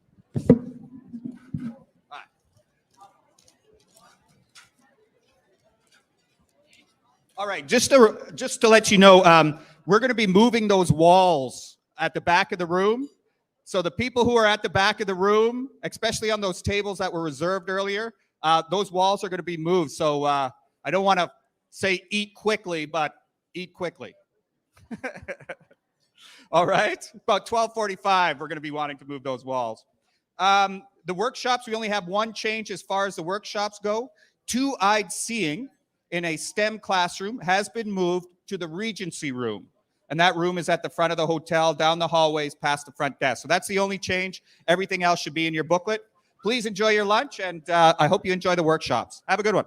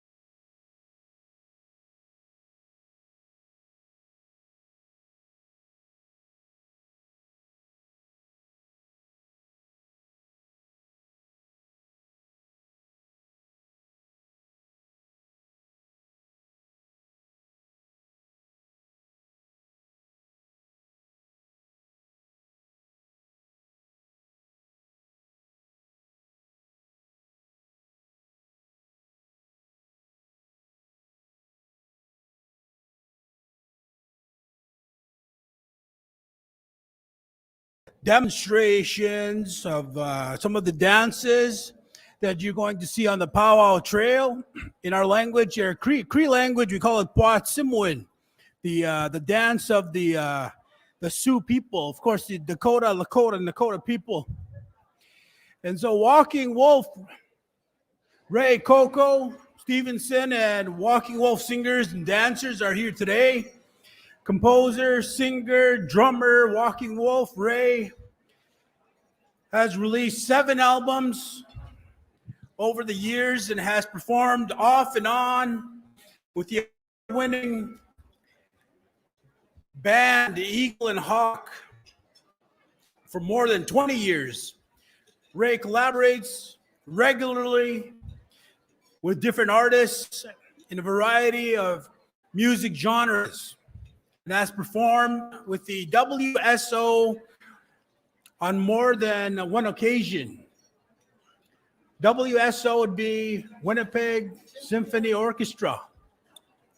And of course, he currently facilitates powwow clubs at the University of Winnipeg and the University of Manitoba. You know, it's individuals like Ray that has allowed our city folks to be able to really refine the dance, the singing. I just want to say thank you very much, Ray, and to everybody else that's helping you, to the parents that are here, thank you for showing your support. And for any of you that have really not had an opportunity to learn more, talk to Ray and some of the dancers before they're out the door, take a picture. That'd be a good time to hashtag, of course, the contest that we have. Hashtag LTF 2022 on Twitter. So with that said, Ray, take it away. Danse, hello, all my friends and relatives. How y'all doing this afternoon? Everybody having a good time so far? Learning a little bit? All right. So for those of you that don't know me, I was given the name Pimose Maingan, which means walking wolf in the Anishinaabe language. My English name is Ray Stevenson. Everybody kind of knows me as Coco. For over 25 years, I've been running powwow clubs here in Winnipeg, and some of the dancers are all young people. There's 2 different families that I brought. They're going to do a showcase for you. Some of these kids, I've known them since they were babies, before they can even walk, and they started dancing. So they're going to be here doing what they do, and they also come to the powwow clubs that I've been doing, like I said, for over 25 years. So today's going to be what we call an educational performance. And what I would like to explain is that a lot of times when we do our ceremony, we do our powwows, we always start in the east. And the east is where the sun comes up. So a lot of times when we end up doing that, we start at the east because that brings a new day, and that sun also brings life to us as a people. When it comes time for that grand entry, a lot of you might notice, and a lot of you do notice, we do things in a circle. Unfortunately, we couldn't do that this way, but there's a lot of times that we do. And what that circle represents is life. You know, it doesn't matter if you're a Christian or a traditional person, we have that same belief around that. We're brought into that circle. Once your journey starts, there's going to come a time where your time here on earth is done. You're going to make a trip to that place we call the spirit world. You might refer to that as heaven. But once you get there, life continues for you eternally. So when we talk about that circle of life, that's exactly what we talk about. So to get things started, normally what we would do is we would have a grand entry. And the grand entry basically is the opening up of that circle. We're going to be asking our dancers to do that grand entry right now.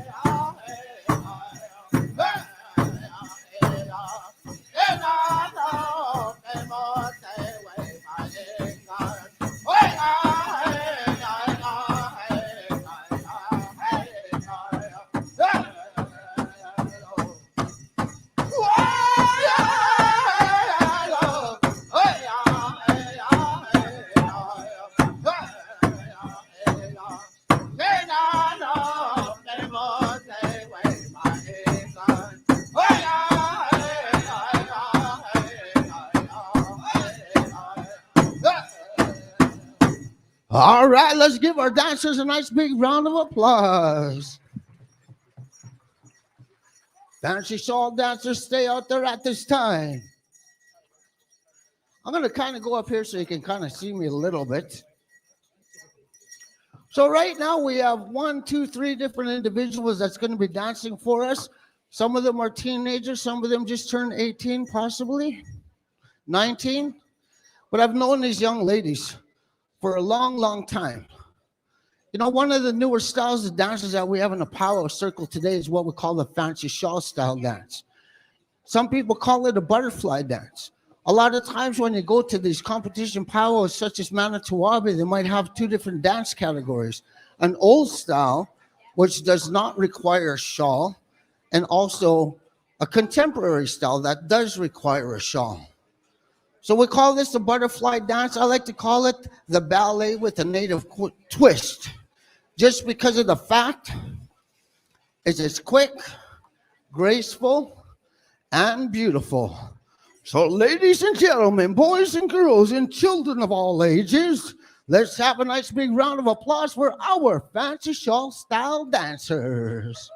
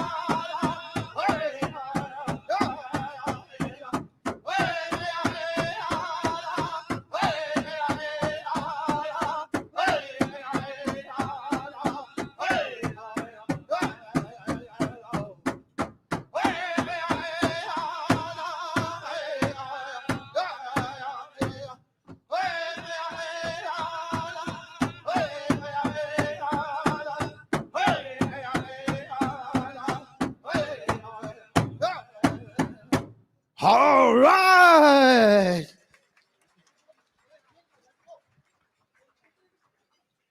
Like Brother Jake would say back in the 70s, that was wicked. If you're old enough to know who Brother Jake was, that's from 92 City FM. I actually performed at the Olympics when they had him in Vancouver, and he was our MC. I didn't know what happened to him. Apparently, he's there. All right, jingle dress style dancers, come on out. How many Ojibways do we have in the house? Make some noise. Well, you know what? This is something that you might want to be proud of. This particular style of dance comes from the Ojibwe people. We're more around the lines of Lake of the Woods area. I was talking to a good friend of mine from Whitefish Bay. His name is Andy White. He talked about this particular style of dance and how it came to be. And how it actually came to be was a long time ago when his mother was a little girl. Her name was Maggie White. She was very sick. None of the medicine men, none of the doctors at the time could figure out exactly what was going on with her. But it was her grandfather who had this dream about this dress. He was given instructions to make that dress, do a ceremony. And by the time that ceremony started and by the time it ended, she couldn't walk, but she started dancing by herself. So to the Anishinaabe people, we acknowledge the healing power of what this dress does to our women and to our people. It's been changed over a little bit. You're not going to see the fancy stuff like you do today way back then. But, you know, this is what we call a healing style dress. This is one of our young people here. What's your name and how old are you? Anna, and I'm 9. Hey, brave. And over here we have Peyton, and I'm 9. And over here we have? I am Jaden, and I'm 14. Awesome. So without further ado, ladies and gentlemen, once again, we call this our jingle dress style dancers. A lot of times they're referred to as Ogechi Talkway in some of our songs. So with that being said, let's have a nice big round of applause for our jingle dress dancers.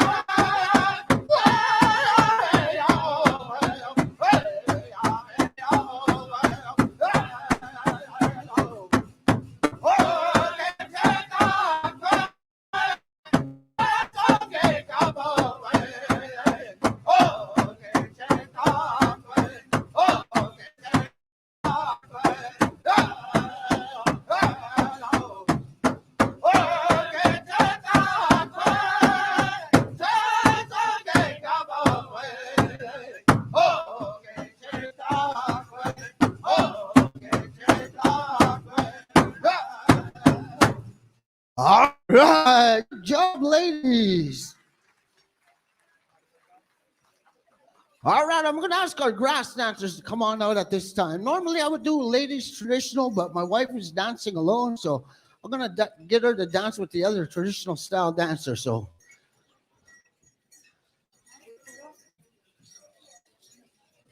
okay, what's your name and how old are you? I'm Taven and I'm 15 years old. Let's give him a nice big round of applause. You know, it's been pretty tough for him to be able to come and do that in front of all you people, but he's been really brave right now. So we got to encourage our young people. What's your name and how old are you? I'm Drayden and I'm 15 years old. Awesome. You know, for us as First Nations people, we had a society of warriors. We call that grass dance society throughout some of our tribes. When it came time to protect your people, your women, your children, it would be that society of warriors that would step up to the plate and protect the people of their village and their community. A lot of times when we have a powwow, they'll ask these original veterans to come out and do the blessing of the area. When they do that blessing of the area, they're asking all the ones that are up there in what we call heaven, the spirit world, all of those former warriors, to look down upon the people that are coming to that celebration. Make sure that they have a safe journey. When it comes time for them to stay, make sure they have a safe stay. But also, when it comes time for them to go home, they have a safe journey back to their home fires. So with that being said, this is what we call our grass dance. There's two different styles. There's an old style and there's also a contemporary style that you're going to see at powwow. And you might even be able to see that next week at Mantuabi. So once again, doing what we call the grass dance. Ladies and gentlemen, let's have a nice big round of applause for our grass dancers. Hey.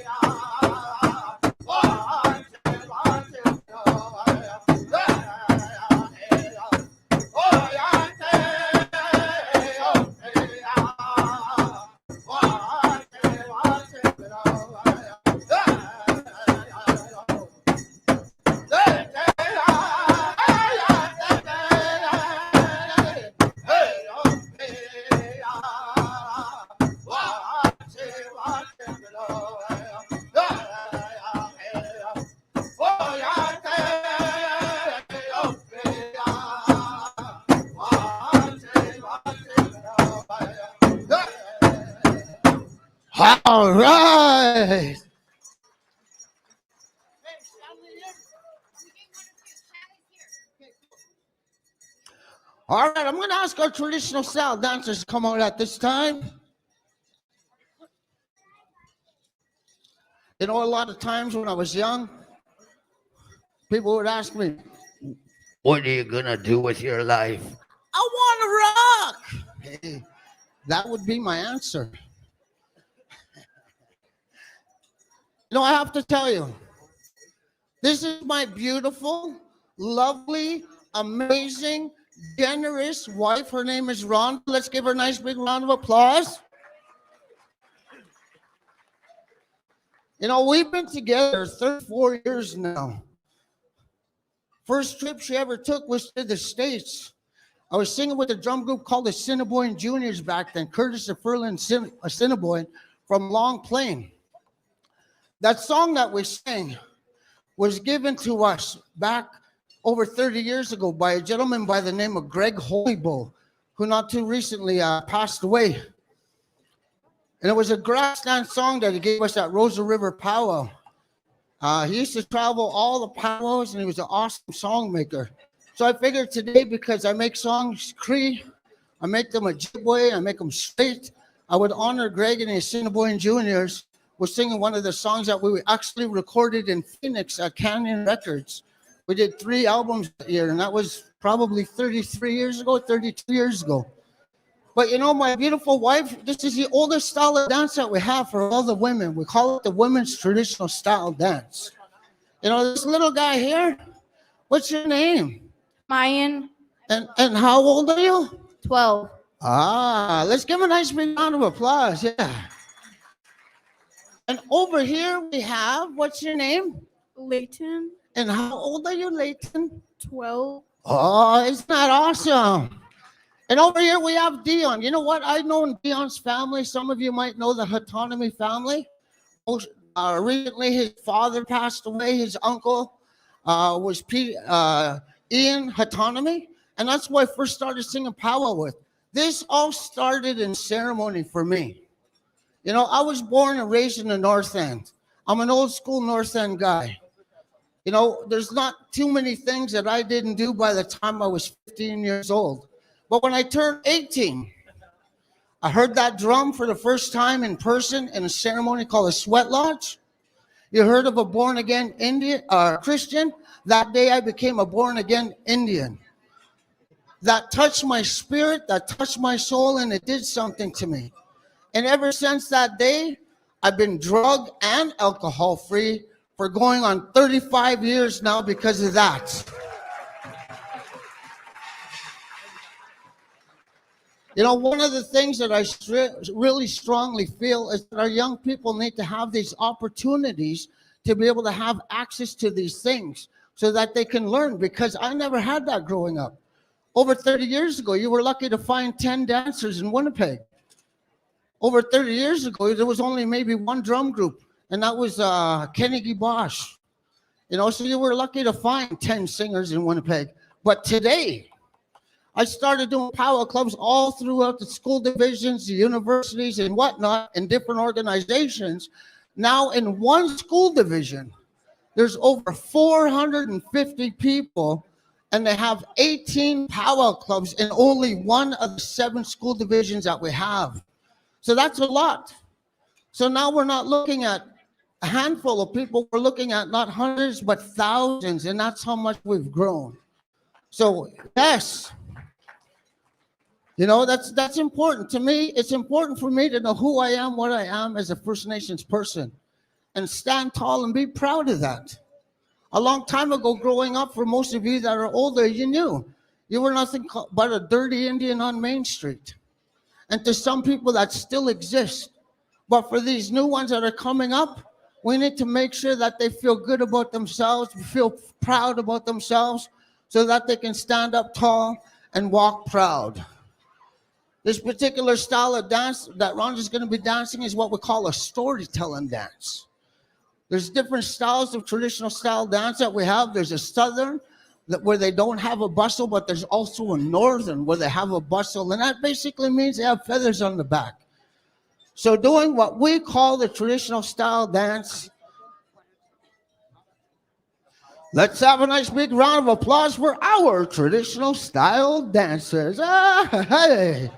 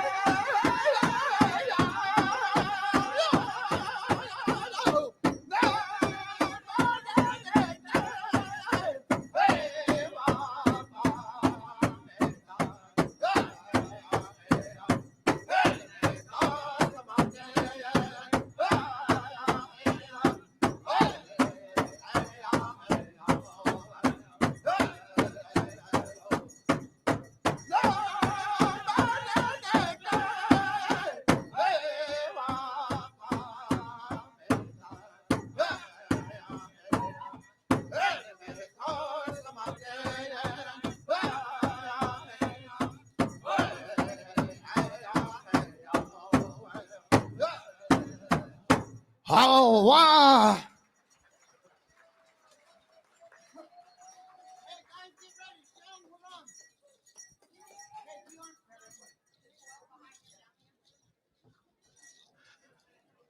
You know, today we have a special treat. This young lady I've known since she was a young girl. Over 20 years ago, about 25 years ago, me and her mother used to run a power club for an organization. She was one of my dance helpers. Her name is Melanie Spence.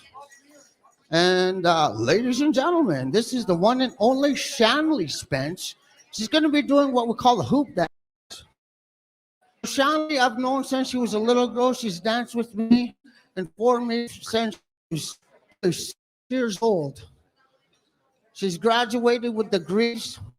She runs her own programming, and she's done well for herself. She went down to the hoop dancing competition and did very well over there for the Worlds. But, you know, I have to say, when it comes to hoop dancing, she's probably right up there with being at number one with her craft. This particular style of dance, you know, a lot of times people call it a storytelling dance. A lot of times people will call it a healing style dance. You know, one thing I can tell you, when she dances, she's going to make these different shapes and sizes with their hoops. You know, we said a long time ago that when you needed help with guidance, direction, or healing, you would come and see this individual. They would do this dance for you after you offered them tobacco. And then they would have these visitors come and see them. Some of the spirits, you might see an eagle, you might see a thunderbird, you might see a flower, all of these living things that we have amongst ourselves, and plus when we look at a spiritual level, they would come and visit that individual and give them the answers that they were seeking. And it's okay to show a little bit of love. If you want to videotape, that's fine. Also wanted to mention every song, with the exception of the Cinnabon Jr. song, is all original song that we've composed amongst ourselves. And without further ado, this will be our final dance. Ladies and gentlemen, boys and girls, and children of all ages, coming from an Ojibwe and Anishinaabe background, let's have a nice big round of applause for Miss Shanley Spence. Hey!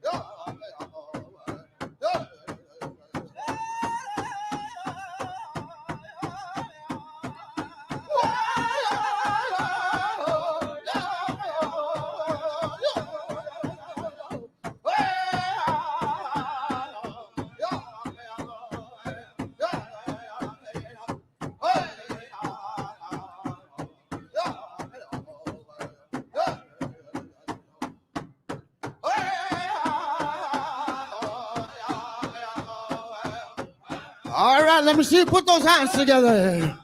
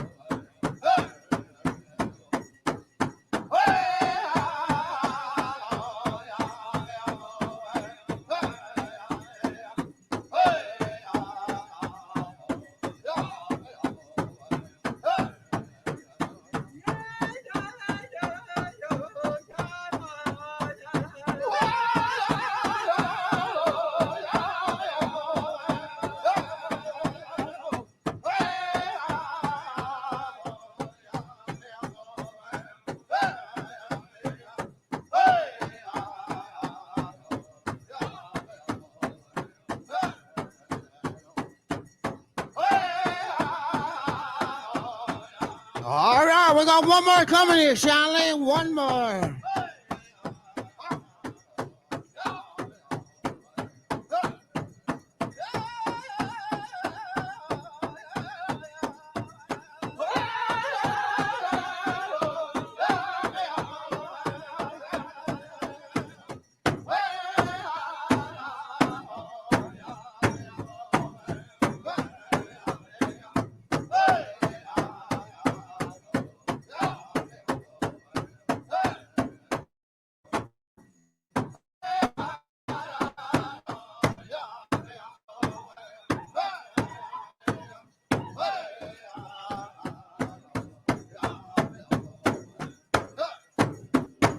All right, ladies and gentlemen, once again, Michelle Spence.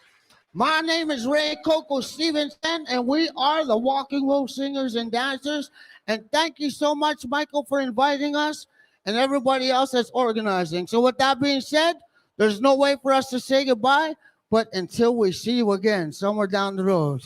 All right, we're going to hand it over to our MC, and thank you so much for having us. Dancers, you are excused.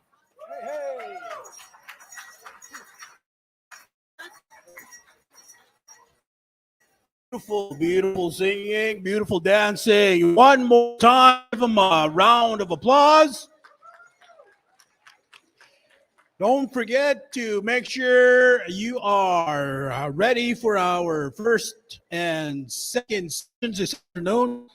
Hashtag LTF2022 is what you want to do on Twitter. For those that are sitting in the back rows, the first 3 rows of tables have to make their way out the door. That is going to be the space for one of our sessions. So all of you at the very back, put the dessert in your bag and head out the door. Make some room. Thank you. And so we're going to take a little bit of a health break while we have the divider for the room. Make your way. First come, first serve on the sessions. First come, first serve. So if you're taking a health break, having some tobacco, make it short. Seats are limited. Dancers, Ray, you got some money here for a donation for the dancers. Thank you very much. We also have a cane. If you have lost your buddy, your walking buddy, it is silver and purple and blue. Anybody missing a walking cane? Walking cane up here. There you go. Found. Walking cane has been found. Make your way, first come, first serve on the sessions this afternoon. Seating is limited. Thank you again to our dancers. Megwich, kinanaskmitnan.